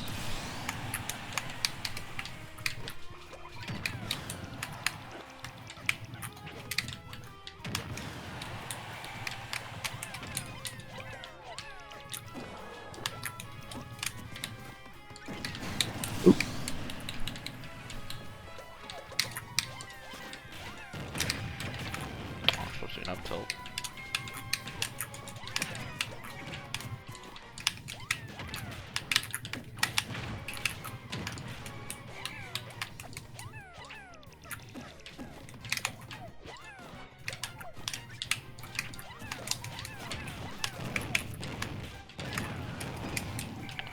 Omar's big ass head getting hit when he's not even at the ledge. Seriously. I don't know what they were thinking with that hitbox. Dude, I couldn't even tell you. Like, it doesn't even match his model anymore. Yeah, that must have been some kind of like oversight or something. I want to know, well, like, I don't know. I can't even rationalize it. Like, at least if you're gonna make his hitbox bigger, make his model bigger to match. And even then, I'm like, yeah, that defeats the purpose of a small character. But they were just like, what if we just do this and don't actually see how that's a problem? Like, I know he was a good character and all, but that was a little extreme, like what they did to him. Oh, I couldn't agree more. Like, they were like, what if we nerf every great thing about him? And even his weak spots, let's nerf those too. Disadvantage, we gotta make it worse. It's like, I understand a lot of people had trouble with the matchup, but you don't have to go do all that. It's frustrating because like they could have just nerfed, or like one, people should have learned the matchup. I think most Olimars could agree on that. That people just don't know how to handle stuff. But two, they definitely could have not gone so hard on him. They were not kind to him. Yeah, and like the real kicker is like people like Snake, they went untouched. Untouched. I can't understand it. I've tried, and there's not a like. I feel like Snake would be more ridiculous in free for alls too, which they might balance off of. Seriously. Oh well, I don't work for Nintendo. Exactly. I just do with what they give me. Might complain a little bit on the way, but you know. Yeah. That's part of the process. Just gotta roll with it.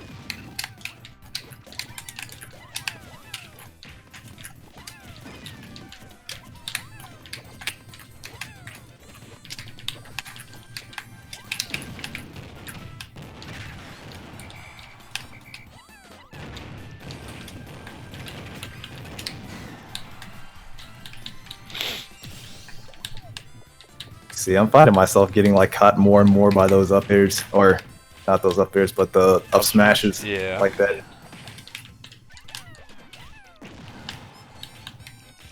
Like, see how I waited there to recover until I was a bit closer to the stage? Yeah. So right there, that was pretty good too. I up smash and I immediately go for the up B after, not only to propel myself, but also to re-catch the Pikmin into my line, because the up B is going to pick it up. And it's going to make it less likely for it to be desynced if I immediately jump into an up air. Oh, I see.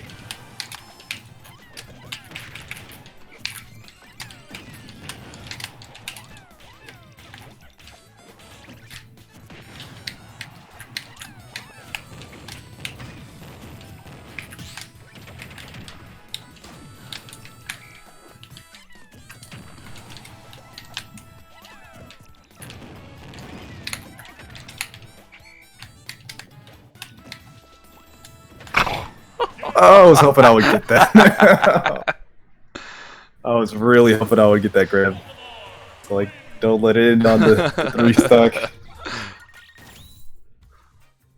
Oh well. At least I could kind of feel myself improving. Yeah, no, definitely. There's, some games obviously it's gonna be a little bit worse than others because I might adapt faster for that next game or something like that. But you've definitely made some like good things. Like you said, you're playing faster too, so it's just working out really well overall. Yeah, and that's just like for one session too.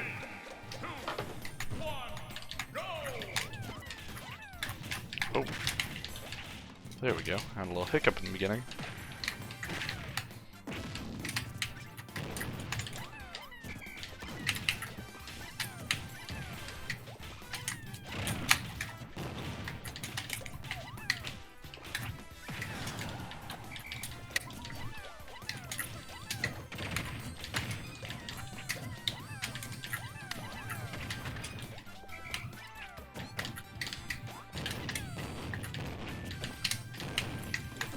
That's what I'm talking about with the wave dash back. I really make you commit to something because you can't wait to react and see what I do. You have to kind of just go for it, and because of that, I'm able to punish if you react.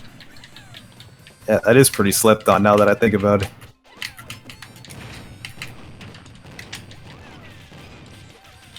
Make sure your DN those down throws out, so it's gonna be a lot harder for me to get things like back air on you.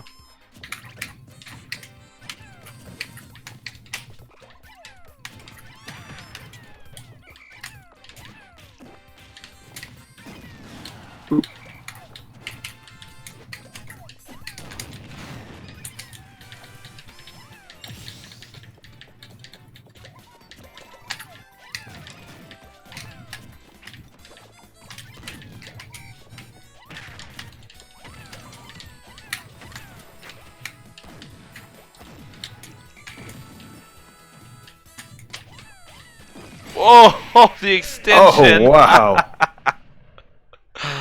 Oh, man. Wow. That spike must have been active forever.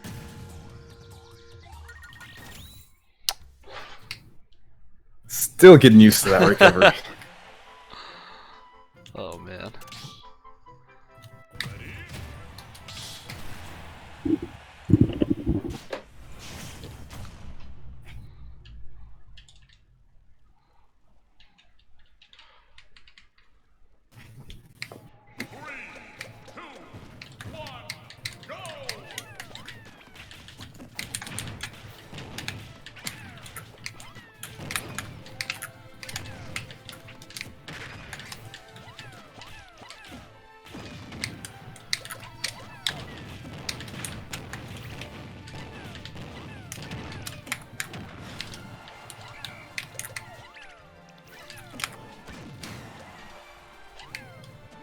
Oh, wow.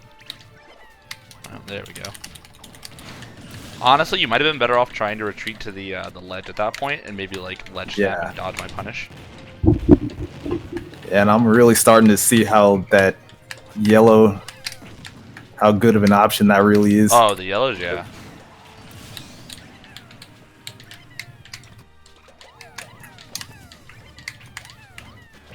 Yeah, because those caught my recoveries a couple times now.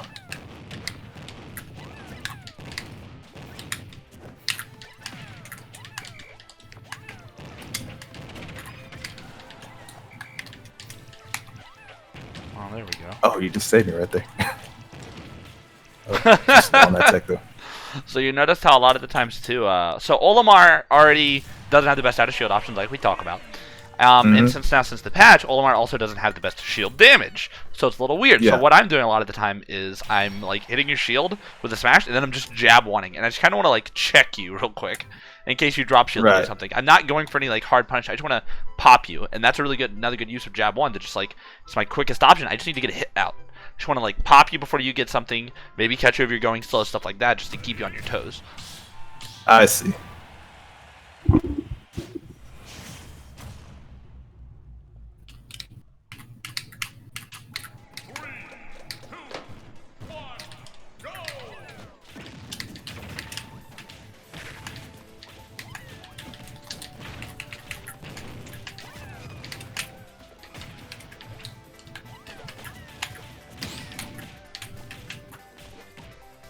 Okay, okay.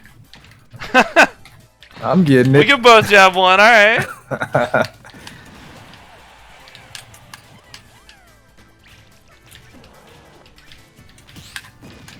Oh, no Pikmin.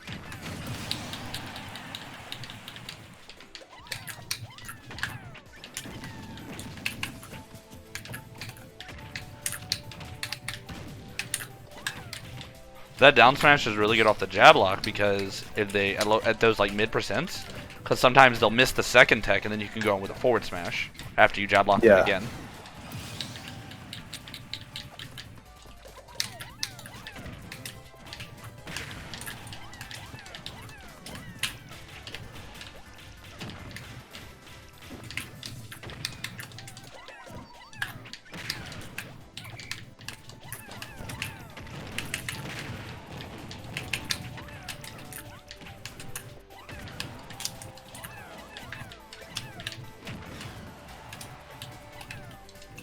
Got him! Wait. I was thinking I still have my jump.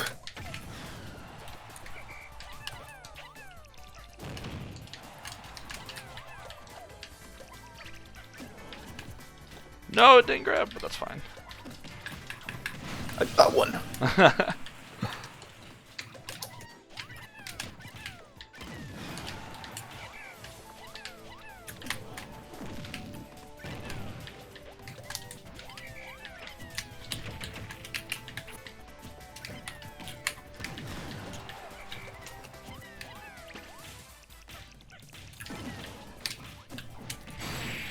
Yeah, and I could tell like you really pick up steam like as matches go on too. Yeah. I'm like the exact opposite of you.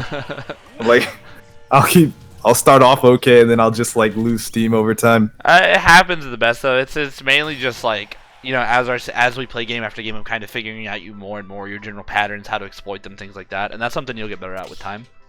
Yeah. Yeah, it's all a matter of like that experience. Because you've been playing since Brawl, right? Yeah, I started competitively with Brawl in 2013. Right. Like, this is my first, like, actual competitive Smash. Like, all the titles before that, it's just been, like, casual. Yeah. That's how it was for me until I got into it. Even with Brawl for most of its lifespan, I was pretty casual about it. But, I mean, now's a better time than any. There's so many resources out there. Like, when I started playing Brawl, it was already on its, like, last leg out. It was the last, like, year and a half-ish of the game. And really all there's like Smashwords was like the go-to website to get information. But like a lot of the character boards at the time were just like barren wasteland. They're nice. They were just also like dead. Like I remember going onto the Olimar boards and asking and like no one was there. Or like no one who could really help me. So I had to just like read old forum threads, you know, maybe try and find like YouTube videos about how stuff worked to explain it. And now there's Discords, there's top players everywhere answering stuff. You know, it helps a lot. Oh yeah, like there's tons of resources, which is great because like I don't have to go all over the place just to find out how to do like a specific combo or like it's all laid out there for you like right there. Yep, it's nice. That's one of the things I tried to do too. I remember when I started, I was like, wow, I don't want anyone to ever have to like look for information frantically. Like imagine wanting to get good at a game and it being incredibly hard, not because you can't do it, but because there's like no way to find the resources, right? I was like, I don't want anyone to ever have to go through that. So, you know, I do my best to put out things to make sure everyone can help it, because if people want to learn, they should definitely be able to, easily. Absolutely. Share the wealth. Mm-hmm.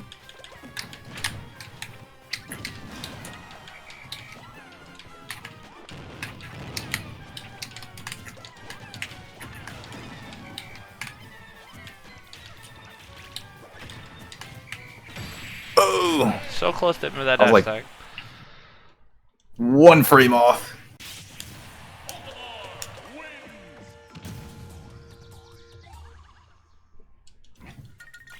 Okay, so it's about 8:20 now. We started this thing at like what, 8:30 or so? We've been recording for about an hour 50. So you wanna do a best of 5 and wrap it up? That should probably take around 10 minutes. Okay, yeah. Okay. Alright, let's do it then. I gotta give you my 100% power form. Triple 3 stocks coming down. Power level.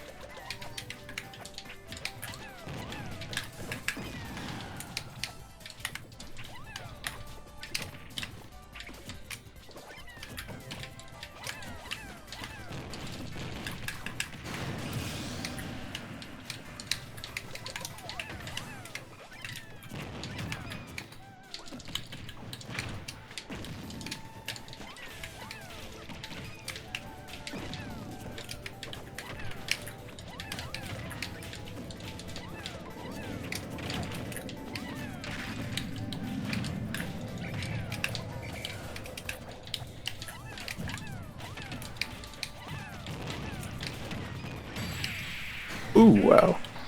I think your Pikmin desynced there, so you didn't get the grab. Yeah. Knew something had to happen there. Yeah.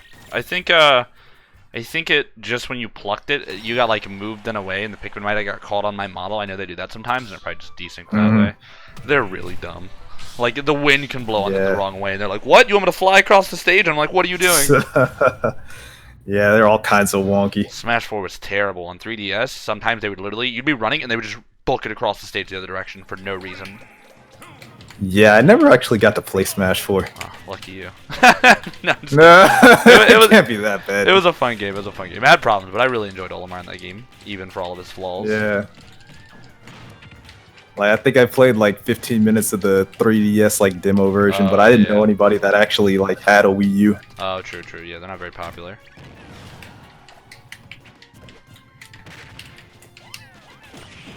Ooh.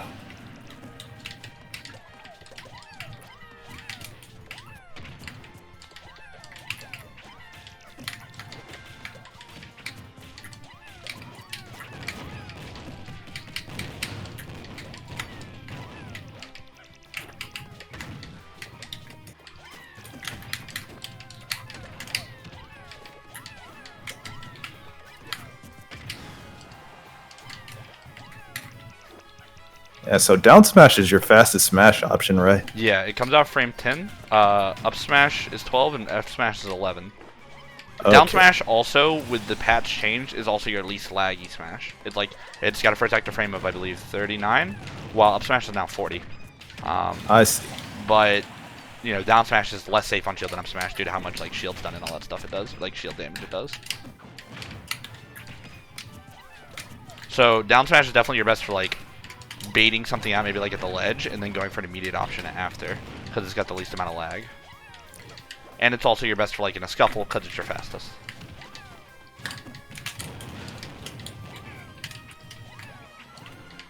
I wanted to go for it all, but that's alright, I can do this. Yeah, I think that's going to be my next like homework assignment, just studying the frame data a lot better. It's definitely worth knowing, and it's always hard to understand how to put frame data into like practical applications, but the way I look at it is I want to know my frame data in relation to my opponent's general frame data so I can know how fast I need to be. Like if something's, you know, like if my up smash is frame 12, I need to know if something hits me, if I can up smash how to shield it. You know, is their attack minus 12 or worse? Then I know I can do that. Or maybe I clank with somebody. Maybe I down tilt and they down tilt, we clank. Now I need to know if my frame 4 jab is slower than theirs. You know, so you don't go for an attack, and you know maybe you have to make a read and defend, things like that. Right. So naturally that means it's a good idea to like know other characters like frame data too. You don't need to know all of it. Like I couldn't tell you like Crom's, but like knowing like maybe what like a Fox's jab or Nair is, some of their like quickest options that they like to use up close, stuff like that, right? So then you can build an option. Like you don't really need to know like what frame his down smash is, but knowing what his up smash is because it's out of shield, that's good to know. Right. And then, I mean, you can always, like, look stuff up on hand if you're about to play someone in tournament. If you're about to fight a Crom, be like, oh, what is Crom's jab, for instance? Things like that. Or what is his up B, so I can see how fast it is out of shield. I see.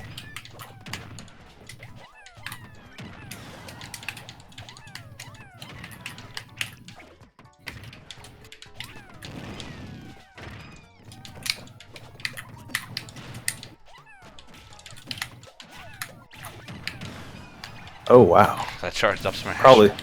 That was bad D on my part. Okay. I was a little surprised at first, too, to be honest.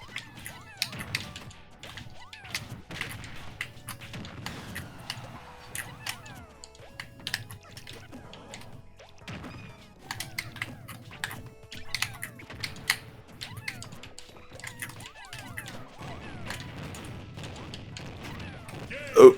Run off purple side B into the stage is so good for characters that try to either two frame or ride the wall or go in that way because it just lingers. That side B's active so long. And then when you get really good, you can do purple side B into rising dare to spike them if they miss the tech. If they hit the tech, sometimes it can catch them.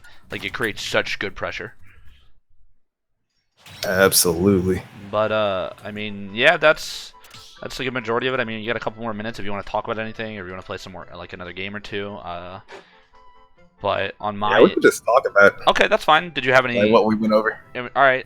Yeah. Biggest things, kind of just like playing a bit faster, kind of cutting down on that downtime. So you're not just like standing there doing a lot. Learning how to like take the information your opponent's giving you, when they're hitting you, like, or when you're hitting them with things, and knowing what their available options are, so you're able to respond faster, knowing, kind of making that chart in your head, so to speak, where it's like, all right, they missed a tech, that's the first option, so you're ready for that one. But when that doesn't work, then you have the extra time to react to maybe a roll away or a roll in, things like that. As you saw when we were playing faster, things like that, knowing how to make pressure advantage state even harder, keep your opponent on your toes. That's the way I recommend playing Olimar a lot of the time. Obviously, there are times where you want to reel it back, play campy, don't always have to commit. If you have a lead, don't be afraid to hold it. Sit back, side B, make them take all this damage trying to get in, and then punish them when they get in. Once they're in, once you get that one hit and you've caught them committing, that's when you crank it up to 11, go really fast, and just like so many buttons, right? That's when you get those big plays. Working on those combos, getting more out of your up smashes, mixing up your options with certain Pikmin, not always going for the predictable, just like dash grab or grab with the blue, maybe baiting it out at the last moment. Or like, mixing it up, maybe going for like a blue up air or something like that, or pressuring with a purple side B first into a blue grab. Things like that. Not using your up B immediately off stage, kind of letting yourself drift lower, maybe go a little bit high, use a jump, and just mixing up your general recovery timing. And I felt like you got a little bit better at that as the session went on. But other than that, it was pretty solid. I'll send you this document later on with kind of detailing some of the stuff I talked about as a general reminder, things to look at and stuff. I have a website here. I don't know if you've ever seen it. It's ultimateframedata.com. I can add that to the document. Yeah, I've got that. You got that? Cool. Yeah, that can give you all of the information for Olimar and stuff. General safe on shield frame data and stuff like that as well. If you ever have any questions, feel free to message me about something. I'd also love to hear how you end up doing in tournaments going down the line, or if you ever have, like I said, a question, because obviously the coaching is so you improve, so I would like to know if you how that goes for you, or if you're struggling with something like that. Absolutely. And yeah, I was planning on doing follow-up sessions with you, maybe like a month down the line or so. I think that's cool. I think that's totally the best, kind of just like letting, doing the one or two or whatever, and then letting yourself kind of feel it out, see what's improving, see where you're not necessarily happy with certain improvement, and then we can kind of pinpoint certain things as time goes on. Yeah. And I think that, that works perfectly and all that. But yeah, that's the gist of it. I will get this stuff uploaded in the document sent to you within like a day or two, coming up and things like that. I'll send them to you over Discord. But yeah, that's pretty much it. I think you did really well. You have a solid basis for Olimar, kind of just figuring out how to really optimize your game plan, make the most out of every interaction, and make yourself harder to pin down, so that it's just not like you're making your opponent work a lot more. Like if you're gonna have to work hard as Olimar, make your opponent have to work hard as fuck too. True. Be like, dude, if I got to do all this stuff and work about this, I hope you like having Pikmin chuck to you every 2 seconds, pop, pop, pop, pop, pop, and it's just gonna be a lot harder for them, because that's what you want to do. You want to frustrate them so you can capitalize off it, because Olimar's all about these big punishes. Gotcha. But alrighty, man. If that's it, if you don't have any lasting questions, I think we'll wrap it up here. Yeah, I'm all set for now. Alrighty, man. Thank Plenty you. To work with. Thank you very much for hitting me up. I hope it helped. I look forward to hearing back everything, and I will talk to you later. I will be sending you the documents and the videos when it's live and all that stuff in the coming days. All right? Yeah. Thanks so much for the session, man. No problem, man. Have a good night. Yeah. Take it easy, brother.